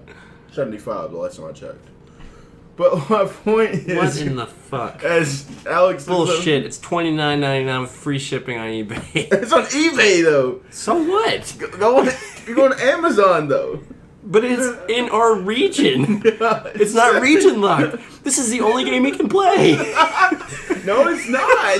If it's from Australia, it sure the fuck is. He's gonna have to buy all of his games in the AU fucking region code. He is though. Why? What the problem is with this? He's got it a week early though. Yeah, Okay, but... so here's the thing. Oh my god. Kyrie Irving has very popular sneakers. Man, fuck Kyrie Irving. And he is Australian. So is there a Kyrie 2DS? Is that his thing here? Like I just said, fuck Kyrie Irving. That's all I can get. Is That's all that I what can it guess. is? Does he like the Cavs? Is he a That's Cavaliers all I can fan? guess. LeBron fan, you know, you gotta be different. What in the fuck? You What know? is... What? You No. can't- I- What? that's not- No, that's- seriously, that's it's true though. This is topic a bit, but This is really weird. anyway, I'll say No, it's not. It's super weird. How's that weird? LeBron isn't different. He's the best player in the world. It's not. I mean, like He's a seriously player. though. Jordan. So you like the Bulls? No, I fucking hate the Bulls. Fucking hate the Bulls, but I like Jordan. What's the problem? Because it doesn't make any sense. Because yes, it does. Because that means I'm cheering for him, not the team. I'm gonna root for this guy, but fuck his team, man. I hope his team Yeah, in some loses. cases. Nah, yeah, I get it. It's Maybe just you want kinda, to it's hear. kind of comical. Hey, Duke. Yeah, it really Maybe, hey, is. Duke, but you have your friend going there, so maybe, can I root for him? Maybe I don't know. But still, man, I hope this guy enjoys playing all his Australian 2DS games. He's got like a lot of games already. From Australia? Yeah. Man, good on him, I guess. I mean, what the fuck? He got it a week in advance too. Well, I can walk my happy ass down to the store and buy games here. In the store. And bring them home and play them on my 3DS. So I guess that's the difference. I don't know. He's a great guy though. Maybe I'm just crazy or something. Hey. Just to think though, like he's a really cool guy. He's done a lot of good stuff. Anyhow, Appreciate all the help you got, Dave. You're doing a lot of good stuff. But like I was saying about Fire games Emblem? like Fire Emblem Right. and Evelyn Yeah. Code and The Witcher is like you feel for the characters. Like as we know, The Witcher has multiple endings, and you want a certain ending to play out. I guess I don't know. Mm-hmm. Fire Emblem, a character dies, they're no longer part of the story. Is that what I You hear? can change that in the newer You ones, can. right? You don't have to play it that way unless you So want in to. the Game Boy Advance ones, the GameCube one, it's gone. It's that. Oh, it's not in there? No, it's not. If they die, they're fucking dead. That's it. I mean, Oh, so it is permadeath. In those games, it Okay. is. I thought you were saying the ones. permadeath wasn't in them. No, it was a newer feature, but in the DS remake of the Marth game, they put that in there. Permadeath? So it wasn't in the old ones? In the new game with Marth remake, they made it an option to turn it Gave you an off. option to do it. Because I thought it was a thing from the beginning. Yeah, it was. Permanent death has always been there, but in the newer games, they gave you an option to turn it off. Okay. To be a wussy. Yeah, basically. Okay. but like I said, like there's just something about like you feel for the character. You want them to see the ending. You want to be able to see the ending of like. I want some of them to die. You probably want some of them to die. Like Sometimes they're probably sometimes they die douchebags to you during the game. But like some characters, like probably the main characters, like okay, I want to see you through Well, it. All. if the main characters die, some of them... Like the lords, and you restart. You have to restart the battle. Are you serious? Yeah. Yeah, the lords. I mean, they're the main like you know, characters. the Robin, and you know, it's the person in the near Corin. Well, like Lucina. whatever. Lucina can die. Yeah, she can die. 'Cause She can die. She's The main character in Awakening, but she can also not be in the ending. But Crom, if he dies, then you have to he's start your over. Lord character. Yeah. Oh shit. Or if your character dies, then you have to start over. So like, when I was a kid, I played all the first one on the Game Boy Advance came out here, and I was not nearly as good at that game I was not nearly as good at that game as I am now. So it's just near the end of the game, it just fucking slaughterhouse. It was just flying back and forth. It was horrible. They do ramp up in difficulty as you go, from what I understand. I know Awakening towards the end got pretty tough. Yeah, I was a kid, so I didn't really know. I wasn't good at try-touching and shit. Yeah, it's pretty sad if like you have, especially if you don't put the supports in those games. Sure, even if you get characters married, or suddenly he just fucking gets killed by an arrow. Well, see, that's because he just may move wrong by accident or something. But I thought you didn't really like the marriage stuff in the games. I thought that's one of the things you guys didn't like about it. No, it happens in other games too. It's just, Does it? It's just a bit less kind of as a feature. It's more kind of on the side. I guess I really liked it in Awakening because I felt like it made those characters that kind of seem stupid on the surface, made them have a little more development in a lot of cases. It wasn't so, not always, but since it was came out here, the one when it had your secret dolls and all that, it had to support as being part of the game. Where you could, and it doesn't have to be marriage. It can be like just two guys or whatever. Building up their friendship. Yeah. If you could do it, if you could do a top 5 of what Nintendo games, what would it be? Excluding Zelda and Mario. Fuck that. That's a dumb list. Nobody wants to play those games. No, I'm just kidding. But you can't say. You can't say who are the greatest Chicago Bulls of all time, excluding Michael Jordan and Scottie Pippen. Jimmy Butler, but anyways. Man, get the fuck out of here. It's Kirk Heinrich. Kirk Heinrich. Yeah. That's exactly what it is. But like I said, like Dennis Rodman. Some people can't do their top 5 because it's like Zelda's on there, but say no Zelda, it's like whatever. I'm not sure it's only going to be in my top 5. Really, it's a bit low. Yeah, you haven't played most of them though. Yeah. Right. Yeah, I mean, like you make series or like individual games. Individual games, bro. Oh. Because like I'll tell you straight up, everyone's saying probably do it. I'm just saying. I mean, it seems pointless. Yeah, like I said, Wind Waker's like up there. It's a very Zelda game. My favorite games on Nintendo stuff. Wind Waker's great. I love Wind Waker. I like the setting idea of like kind of odd hopping and stuff. That really appeals to me personally. The aesthetic of it is so wonderful. Like just being in a little boat and the music and just kind of in the ocean, kind of one little bitty islands and little bitty things. I fucking love that game. But the game is like, it's not as big as it is. It kind of tricks you think it's bigger because the way they set up at the ocean and all that. It's kind of deceptive because it makes you feel like you need to do all these things in the game. But like when you get to the end, it was kind of pointless. Like most of the stuff, like all the collectibles in the game, anything you get, like you can have the exact same experience at the end of the game not doing any of that stuff. So I love Wind Waker and I do all that stuff just because it's fun. But I'm just saying, like say in The Witcher, I kind of had the same problem in Breath of the Wild when you get to the end, and I won't talk about it 'cause if you play it one day, if you get a Switch, you should really play it. No, I don't know. But I kind of had the same problem. Just whereas like in the end of the game, some of the things didn't really matter as much towards like fighting Ganon and all that stuff. But yeah, Wind Waker it's one of my all-time favorite games too. I'm actually you're gonna have to kill me on this one. Everyone is. I'm gonna have to like sit down and just beat Majora's Mask. I beat it either. Like, so. just I love that game. like it's a good game, but it's just like I just need to sit down and actually just beat it. Like I get to like a certain point every time, and I'll just stop. Which point? Where do you stop? Where you get the Zora mask. Every time I'll get that mask, have like maybe like half the mask, and just stop playing it. Why? And I don't know why. I don't know. It's super fucking sad. Like I said, it's a really good game, and I'm just like, I need to play it because, like, I talk about how it can help time management in real life and, like, stuff like that, but I need to play the game through. I didn't have that experience. I know, but... Because the time management stuff isn't really as important if you know how to work around it. Yeah, that's what I meant. Like, you can work around the time management stuff. You don't really have to worry about it, though, if you know what to do. Yeah, but, like, that was kind of my favorite part. It's like, it's day 3, and I'm like, I still have to face this boss. I'm like, okay, let's go. Time's winding down, and I don't really fucking care, and... Okay, let's go ahead. Well, there's a song you can get that really makes time... Oh, I have that song. Okay. We're just saying, time doesn't really play much of a factor if you get that. No. Like you said, you said most of the stuff at the end of The Witcher doesn't really matter, or like Breath of the Wild. Like no, I didn't say that about The Witcher. I said that about Breath of the Wild, Wind Waker, and Breath of the Wild. The Witcher definitely matters. Oh yeah, The Witcher definitely It matters what gear and collectibles you have. Yeah, but shit, I don't I feel comfortable asking this question. When it comes What do you know? What is your when you play an open world game like The Witcher, Breath of the Wild, Horizon, or GTA? Are we stepping away from the 5 Nintendo games topic? Yeah, we'll step away because you can't seem to. No, I mean I could do it. I could totally do it. It is a bit tricky though. It's a bit tricky, but we'll step away from it. What do you look for in open world games? Again, just something interesting. Something interesting? Yeah, they could be one tiny little appealing factor.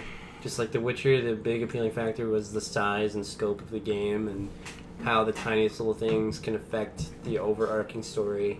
That was really appealing to me, and I am just a very intense lover of epic fantasy, so usually if there's an epic fantasy game coming out, I will try it.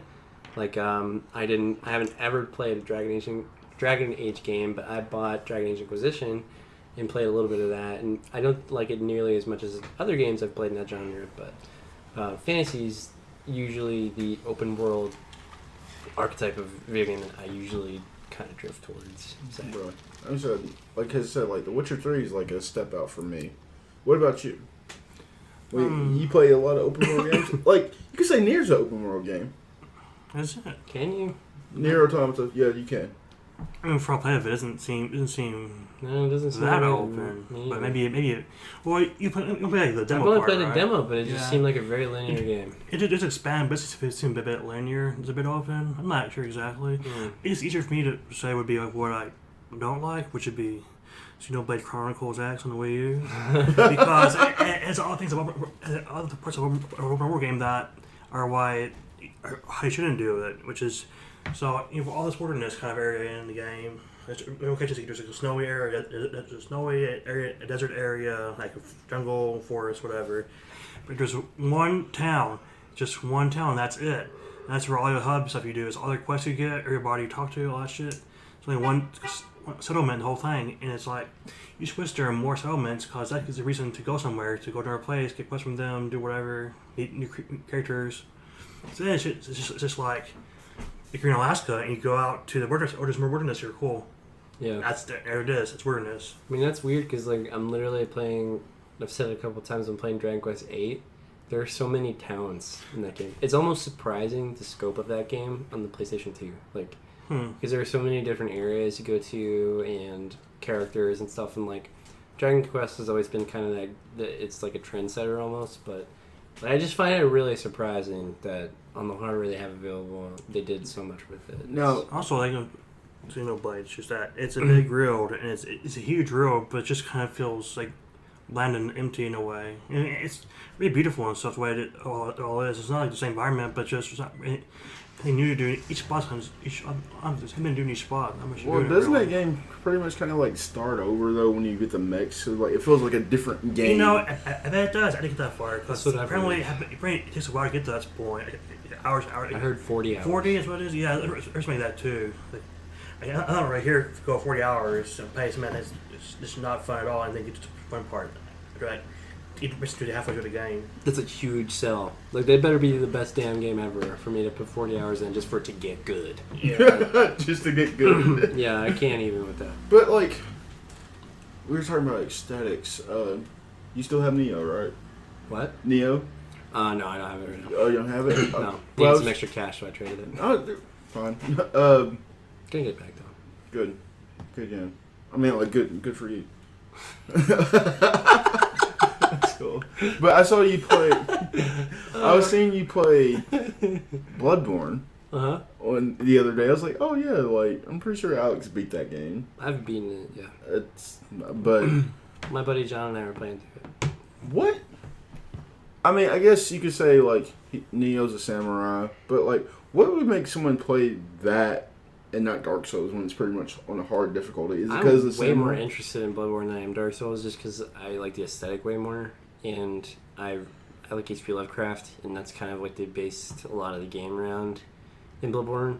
Like, you know, his kind of stories and just the weird, fucked up nature of his mind is kind of a lot of the inspiration for that game. So I'm way into that, and I just like the way the characters look in Bloodborne as opposed to like Dark Souls. And I'm not trying to hate on Dark Souls, but the look of Dark Souls is very samey. Like every time I see those games, like even it's just like a night. I mean, kind of feel the same way a bit. Like I played the first one. I'm like, okay, this is good. And then in 2, I'm like, I never fun to skate 2 game. Like 3, like, 3. And I hear 3 just doing 1 game. Like, okay, I'll just stick with 1 because I'll stay with 1 then. The first Dark Souls game is amazing, but I don't really need all these sequels or everything. It's great. I'm cool with it, really, I guess. I like the combat in Bloodborne a lot, and like I've played a little bit of Dark Souls. I heard of Dark Souls 3 have Bloodborne's combat in it. Yeah, I heard a class of it was pretty close. The Dark Souls game, those kind of how that really fit. And I don't know. I haven't played. I don't know. I heard like the rogue class was close to the combat in Bloodborne because you didn't have a shield, but you had multiple weapons, so you had to dodge a lot in the same way you do in Bloodborne. That could be fun. Bloodborne's cool as shit.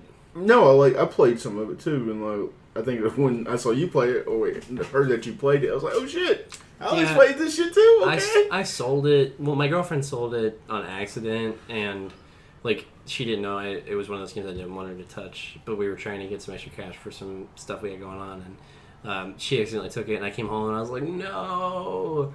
So the other day I was going to get it back because I told you I was going to go get it back, and my buddy John was over on Saturday, and we were just like, man, because Sean went to work, and we were like, what are we going to do? So I was like, we can play Bloodborne. He's like, fuck yeah, let's play Bloodborne. So we got to the past second boss. And that's cool. I sold my coffee for gas money. Like I said, I think Bloodborne's cool. Like you said, it's dark, and I didn't realize it had the H.P. Lovecraft theme to it. Oh, yeah. So, because I haven't read a lot of H.P. Lovecraft, but seeing how... that doesn't surprise me. Doesn't seem like your kind of guy. I mean, actually, I would advise you don't do that. I would too, actually. I have his book at home, so... It's a bit... Oof. Now, I'm telling you, he's got one of the more fascinating imaginations ever. I don't condone some of his belief structure. I'll say that. I don't find it favorable. Honestly, I find it very complicated because I want to enjoy his stories, and I do enjoy some of them, especially thematically. But there's some, I will just say, I'll leave it at this, there's some content that he writes that I am 100% not for. Okay, it's fun. It's just not, You'll know what I'm talking about. But we have to rise above that shit and just look at it and read it and go, okay, I see what you're saying, but there's some good in it. But I was saying is... I'll just say it later. Yeah. What I was saying is that why would someone compare Neo more than Dark Souls or Bloodborne? I could say that with Dark Souls. I liked it a lot, but I did always kind of wish that there was more settings than just kind of your European setting. It'd be cool to play a game like Dark Souls and then more of like a Chinese context, maybe, or maybe even an Aztec. You never, just. That's what Neo effectively is. Yeah, I think that's what I was going on because that became a Japanese samurai kind of context, which could be feudal era. I haven't played Neo, can't really say, but I played it a little bit. It'd be a cool idea, I think. It's fucking rad. It's a rad game. I just didn't have the time for it. That's all it was. I got it. I liked it. It's not something that I want to set aside time for right now. That's all. Mm-hmm. I want to get it back later on and sit down and really devote a good 40 to 50 hours. I mean, even me with game reviewing, I get what you're saying, just reviewing or just playing games. I felt like every game that I wanted to play this year, I feel like I needed to do it by August. And I did. I played Breath of the Wild, Horizon, you all know that it kind of surfaced back and forth with me. I either liked it or did hate it, but I beat the game. I made a point to platinum that game. I said, look, people say that this is better than Breath of the Wild. I'm gonna platinum this shit, and then I'm gonna go have anybody wants to have that conversation with me about how it's better than Breath of the Wild. I'll ask them if they platinumed it. People are allowed to have other opinions. I mean, they're allowed to have your opinions. I just want to hear it. So you're saying that for their opinion to be as quantified as yours, they have to obtain a platinum trophy in said game that they prefer as But when you compare it to the level of The Witcher, I was like, huh? Hold on. I mean, a lot of my friends like Nier more than they like Breath of the Wild. Like Nier? I can understand that. I can understand it. It's well, I can't. The problem is with... Exactly. That's my point, though. I'm not going to say, my opinion of Breath of the Wild is more quantifiable than someone else. No. It's all subjective but stuff. Yeah, it's all subjective, but, I feel like the problem with Nier is that it came out right when Breath of the Wild did, and like that's what made no one play it. Did it? Yeah. It came out a week after Breath of the Wild. Was it? Yeah, it's a week after Breath of the Wild. I thought it was like way before that. No, it came out a It's the week. same kind of Because I remember that frame. night we went to John's, we were super drunk. I remember him talking to us about it that No, night. I've been the first one, maybe. Maybe it was. Yeah, but I still thought that though, one was like, pretty I good. just want to hear people's opinion. Like, I just want to hear their actual opinion, how the game is good, and we can just talk about it. All right. Because it like, hands down, it's a good game. I'm just curious about what makes... Horizon? Horizon is a good game. I thought you were still talking about Nier, dude. Horizon's great. Like I said, it's a good game. Like, I can't knock it for that. I think it's a fucking fantastic game. I've only played like 10 hours of it. But what caught me off by surprise, I beat Nier, and then one of my friends said, like, you should play Horizon. It's better than Nier.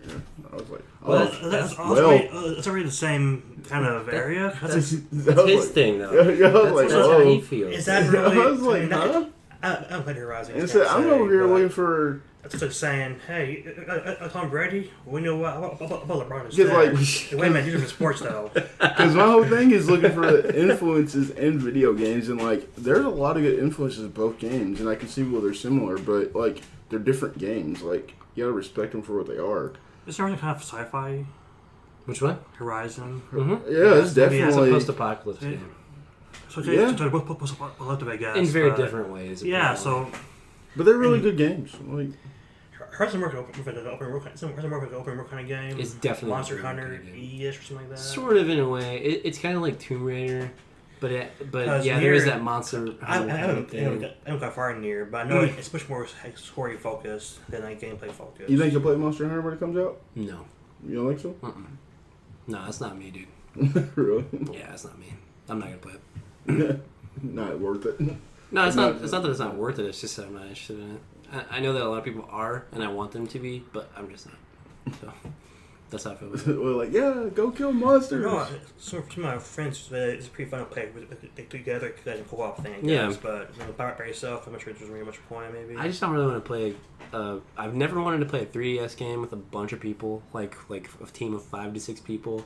That just doesn't sound like it'd be a good time, honestly. Like my 3DS is like my JRPG machine, honestly. Like, but yeah, it's more just that I don't play a lot of multiplayer games. Like, dude, we still got to play Diablo together. We've been talking about that for a I while. remember Uncharted 2, and I played it because it was so simple. So I was a player for a while because it's just very simple multiplayer kind of game experience. Whereas like maybe Call of Duty is more like, oh, here's your person. I don't care about that shit. I just want to shoot people. Yeah. That player, it's all. Yeah. It's just I want to shoot people with my ink or whatever. Right. So games like Destiny, you're not going to play? No, I'm actually. That's the difference because a really close friend of mine, his name's Dalton. He's super into Destiny, and I'm actually gonna text him in the next couple of days and see if he wants to start Destiny with me because we always tried to get a party together with a couple of our buddies like when Destiny first came out, and we played a couple times, and I had a really good time. I love shooters though. I just don't like multiplayer shooters, but the thing about Destiny is that I'm actually interested in the like kind of science fiction ass way that story is all set up, and I really like Halo. Yeah. So I'm very interested in that. It's just having multiple people to play with. That's all. Okay, what about, I don't know, you're getting Battlefront too, right? Yeah. Well, okay. I gotta be honest. Like for most of my life, I said I wasn't really into multiplayer shooters. That's just been like for 89% of my whole life. I haven't played multiplayer games very much at all, unless you count like Tetris and Mario Kart, and then that's like my multiplayer lineage. But like when it comes down to like multiplayer, like COD games or Battlefront or Battlefield, or stuff like that, I've never even had a remote interest in that kind of stuff. But lately, like last year, or the year before last, when Battlefront came out, Star Wars Battlefront, I got totally, like I do every single year, I get caught up in Star Wars nostalgia, and then Disney and Hasbro's like, hey man, here's all this Star Wars shit, dude. Spend all your fucking stupid money on it. And the web growing. You know what the fuck I do? I spend all my stupid money on it. That's what I do. I was just asking because, like, maybe we'll play together. Like, 'cause Battlefront? Yeah. Yeah, I'm definitely going to get Battlefront. I don't know anything about the newer ones, but I know when I was younger, I loved Battlefront 2 a lot as a kid. I liked Battlefront. It was amazing. It was kind of slim. Like, I don't think it was worth $60, if I'm being completely honest, but I really enjoyed what I did play at Battlefront. Oh, no, I mean like the one on PS2 back in the day. No, I feel you. I'm just saying, like, the new one I feel like is on that level, but it's just not... I didn't get it because I heard it's like way too slim for what it was. Yeah, it was mainly just a multiplayer game. I feel like everyone just wants another Knights of the Old Republic game. Like, I never played that. It's a huge fan base for that stuff. Huge. I never played it either. People are way into that stuff. The Knights of the Old Republic, KOTOR or whatever. Yeah. I have a lot of friends I've known over the years that, like, just lost their whole life to that game. Like, in the way that people did to WoW, like, there was a whole scene of kids who played KOTOR growing up, and that was just their fucking jam. And then also did you play it? Hey, by the way, Uncharted, so it didn't exist, actually. Yeah, exactly. Pretty funny. I mean, and then they all got butt hurt. I don't blame them because, I don't blame them either. Don't their own universe, whatever. But at the same it's pretty time, funny. It was so confusing because there was this huge, like, canon and not canon thing with Star Wars. So people already had their own canons, basically right? in your head. Yeah. So, like, and then Disney just says, hey, your head canon can be your head canon still. Holy shit. Someone just got killed. They're still dying. Do you hear that? Oh. Fireworks are going off. Dude, we have straight up... corpses aren't we have called the police because there's been a gun... Did you remember that night there was a gunshot out here? On the Greenbelt? There was a gunshot? Happened to me. Yeah. Happened to me. The people downstairs were, like, fucking calling the police and stuff. And yeah, that's crazy. It was a literal gunshot. Dang. I don't know what the fuck's going on. Dang. Those are lame kids. Don't get them. Yeah, hey, don't do drugs. We live in guns. S-Town, just so you know. Nah, this ain't nowhere near like that. Pun if... Ain't nowhere near as that. No, it's a cereal. Cereal. Yeah. But yeah, what... Did you see that the Star Wars director stepped away? I heard about that. That shit happens. What's up with them losing directors, man? Wasn't it Ryan Johnson or is he doing this one? Ryan Johnson. He stepped away from it? Yeah. That's a motherfucker, because I was real excited about him doing that Was he the guy that did Godzilla movie or someone else? No, he did... Well, I don't think so. But Ryan Johnson did Looper. Oh, okay. Yeah, that guy. That movie's fucking rad. Yes, it is. And that's a real bummer. I feel like at this point they should just have J.J. Abrams finish it. Fuck it. I don't know. You don't think so? I don't know about that. I don't either. Based on those Star Trek movies, though. Star Trek. I've been watching a lot of Star Trek. Those movies are really slimmed down from the show. It's like kind of weird. Oh, yeah. Well, I mean... it just has to be because it's a movie. The second one was also kind of... Colin Trevorrow. It was the director of Star Wars Episode 9. But I think he did Episode 8. You're Ryan. I think Ryan Johnson might be the one of Episode 8, actually. Yeah. Which everyone's... Yeah, Ryan Johnson. Never mind, guys. We're good. Yeah, he's fucking rad. I like him. He's real good. So, like you said, fall game is around the corner. Yeah. And you've already said Mario Odyssey. Yeah. I actually have a day off, and it's going to be... Like I said, what? I have that day off. Mario. You have Adolf. Like, oh my god, you have Adolf? In his basement. Oh, wow. Like I said, I found him. Can you see when I got here, man? Yeah. It's going to be interesting to see what I play first. Oh, no. It's going to be interesting to see what I have first. I'll play. It would be like Origins or Odyssey. Well, yeah, Odyssey. Yeah, that's a clear choice. For me, anyway. I was going to be like, man, another Assassin's Creed game. Oh, or the one kind of game I get like every 5 years. Yeah, I'm going with this one. Yeah, why did they do them every year? Like, why did they talk for a while? Because their IP was starting to sell less. I mean, Yves Guillemot basically said, like, they asked him about, like, annualizing Assassin's Creed, and he was like, well, we're going to keep doing it if you keep buying it. That's why I don't buy it. I have no interest in a game that's just my all the time. Exactly. It's actually the idea of it intrigues me because I like the idea of having all different settings for your game. That's something about how commercials have more settings. Oh, yeah. I like going, playing my own fantasy in my room, going to like Egypt or America 1776 or whatever. But yeah. I mean, it's interesting gameplay too, though. But that's the argument, like with this Uncharted thing, like. Why did they just repackage it and give you a $40 game? And because it became not a 2 or 3 hour experience; it became a full 8 to 10 hour experience. Yeah, I feel like I beat it in 6, but and they gave it. It's $40. Yeah, it's a $40 game. That reminds me, by the way, earlier on you said something about people are calling Uncharted a movie or whatever. Yeah. But, I mean, okay, even if that is the case, then why does it matter if it's good, you know? Maybe, it's your movie. I did. Cool. I mean, whatever. I mean, but then that falls under the category of, like, did we just watch a tech demo? Like, we just see what the PlayStation... Who the fuck are these people you talk to? That's what I want to know. Like, they have the weirdest fucking complaints. Is Star Wars a tech demo then? Is Star Wars a tech demo? There is no gameplay in Star Wars. Rogue One, there's no gameplay at all. It's bullshit. I mean, like, oh my god. You get into that realm of... You go there, you sit down, you look at it. That's all that happens. I mean, but... Did you enjoy your movie? I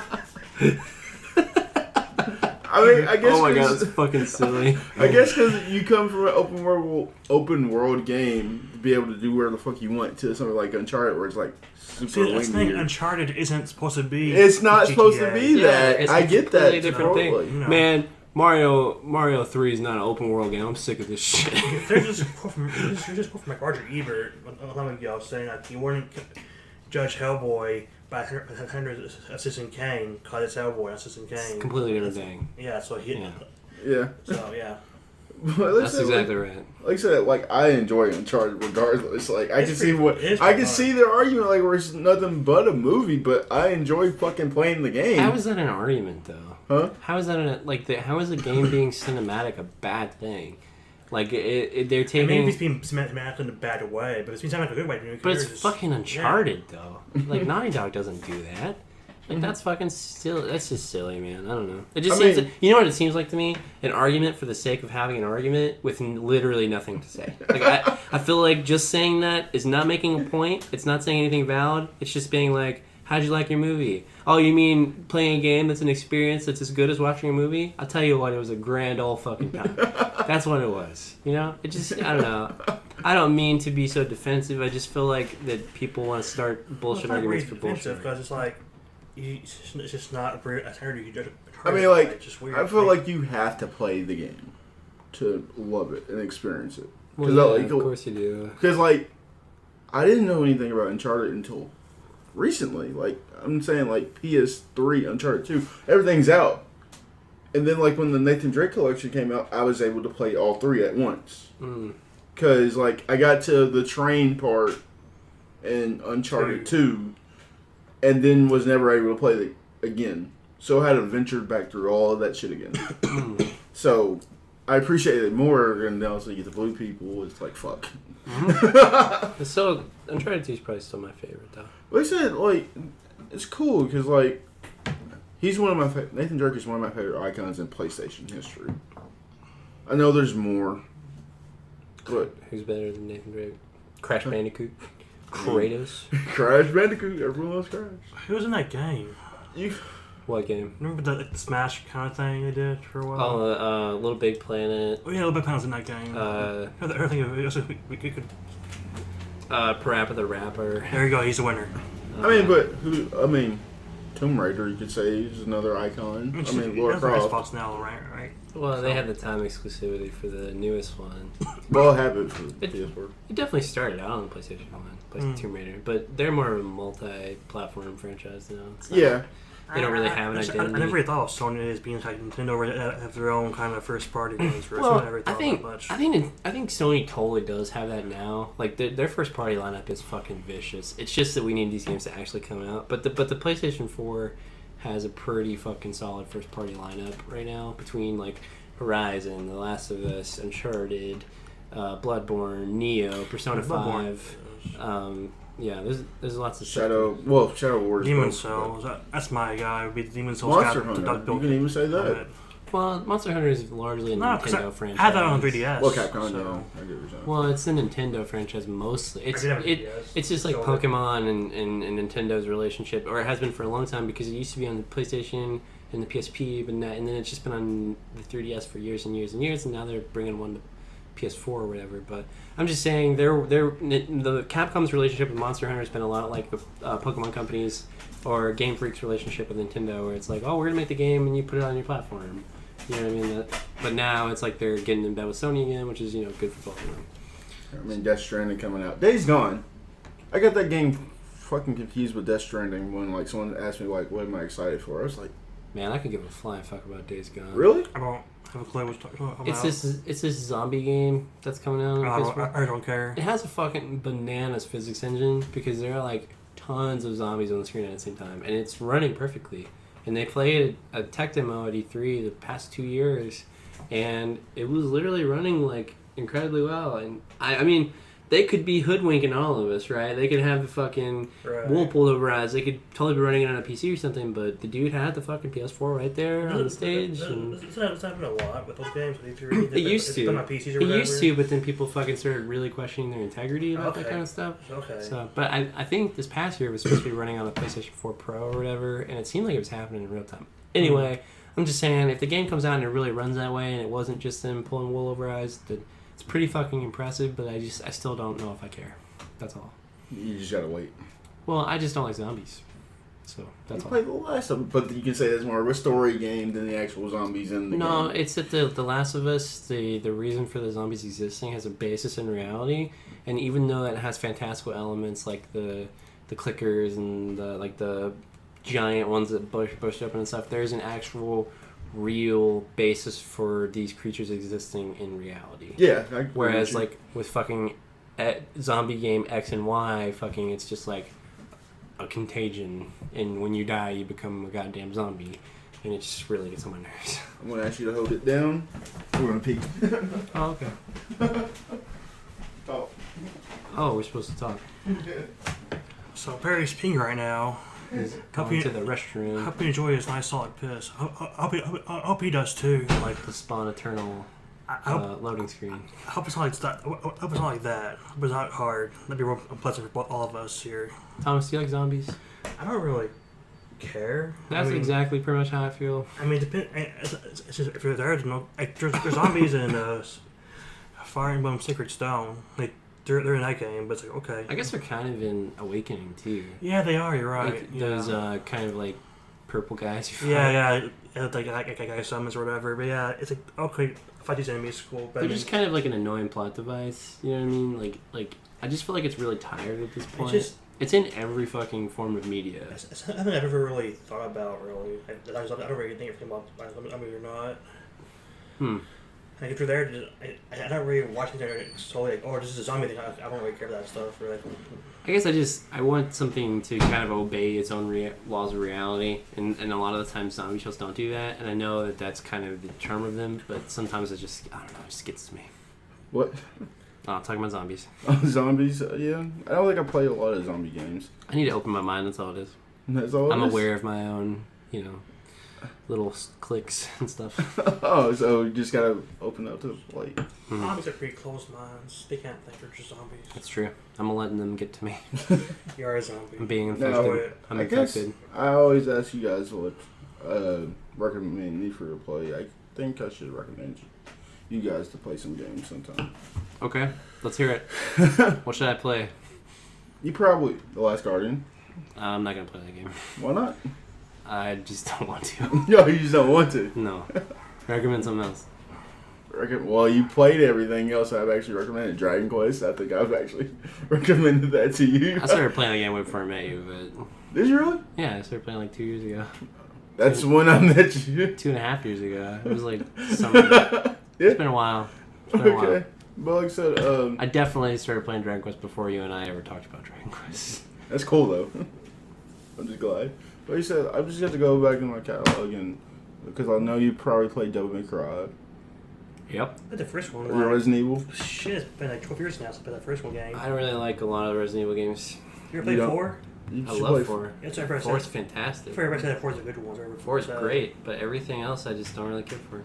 Oh, you should play 5. I played all 4. I did. You don't like it? No, I didn't. No, I played 5 and 6. 4, 5, and 6 are the ones I played. Hey, we're in the same company. And I don't like 5 and I don't like 6. But you should play Revelations, though. Nah. I don't want. I'm not interested in Resident Evil either. Really? I'm sorry, dude. These things just aren't lining up. That's the thing. That's a zombie thing. I like Resident Evil 4. That's my zombie thing. I enjoyed it. I like the way they kind of wrote that, though. I like the way it works out in that game. I didn't beat it, but it's pretty. I mean, it's not my story. It's just a fun game. I enjoy playing. So. Yeah, I like the aesthetic of that game. Have you tried Life is Strange yet? No, but Sean's played it and she really likes it. And I do intend to play the game at some point. I'm going to say that's actually the first game I had for the PlayStation 4. Life is Strange? Life is Strange. Yeah, I've heard a lot of good things about it. Yeah, because the new one just came out. But I feel like with that, you should just wait until all of them come in at once. Because, you're going to be at 2 hours and go, well, that's it. But, yeah. Whew, guys, we've been talking for a while. 2 hours. Just chill mode. Right on. But I just want to say thank you all for coming back on. I know it's been a long time since we've done one of these. But like I said, you have to learn how to do other stuff if that's what you want to do. And within... That's true. And like I said, I just know, I have a chip in my head. Okay, I got it now. I'm good. Here's all my information I need. Okay, Matrix. What'd you call him? Okay, Matrix? Oh, Matrix. Okay. Neo. We are one. And like that, here's with the announcement. I will be starting to Twitch stream as well. I thought I saw you post on Twitter about that. Oh, did you participate? No. Oh. Sorry. I was going to say, did you participate in a poll? No, I just saw you posting on Twitter about it, which is what I said. I was okay, I hope, I didn't know, but... No worries, man. Would you like to be a mod? I don't know what that means. I don't fuck with Twitch, man. Just, if you do, all it is you just make sure nobody says some stupid ass shit. Oh, you mean moderating forum? Yeah. Okay, I know what that means. Okay. No. We were saying, would you? I was like, no or yes. Yeah. I'm sorry, man. He's like, I don't do Twitch. No, I don't know if I have the time, really. Yeah. But I appreciate that. No, for real. I appreciate you guys coming on. And like I said, what's up with this artwork? I'll just paint sometimes and I post it on my Twitter and my Instagram occasionally. Gonna start doing it some more, hopefully. And where can we find you at? Allensboro. I don't know. I'm at Alexander Jacob on my Twitter with 2 B's and Alexander J53 on my Instagram. What about you, Thomas? Where can we find you at? The White House. The White House? Yeah. Knew it. Well, with all the fake news going around, I'm pretty sure we can find you there. You're fake news. Yeah, Thomas does propagate some fake news. And you can find me at Agent Platypus 23 on Twitter. I'm your host, Perry Morton, and this was episode 20. Sorry, but Seth will be here next week. Hopefully we can get together and puts out some more content. We can talk about some topics. Yeah, some things more into come up. gaming stuff and sees where More of the modern stuff. More some stuff we're supposed to talk about tonight. Yeah, some stuff we're supposed to talk about tonight. I remember buying all that stuff, so... That's okay, Thomas. I appreciate you for that. For real, I appreciate you. You listen to every single podcast.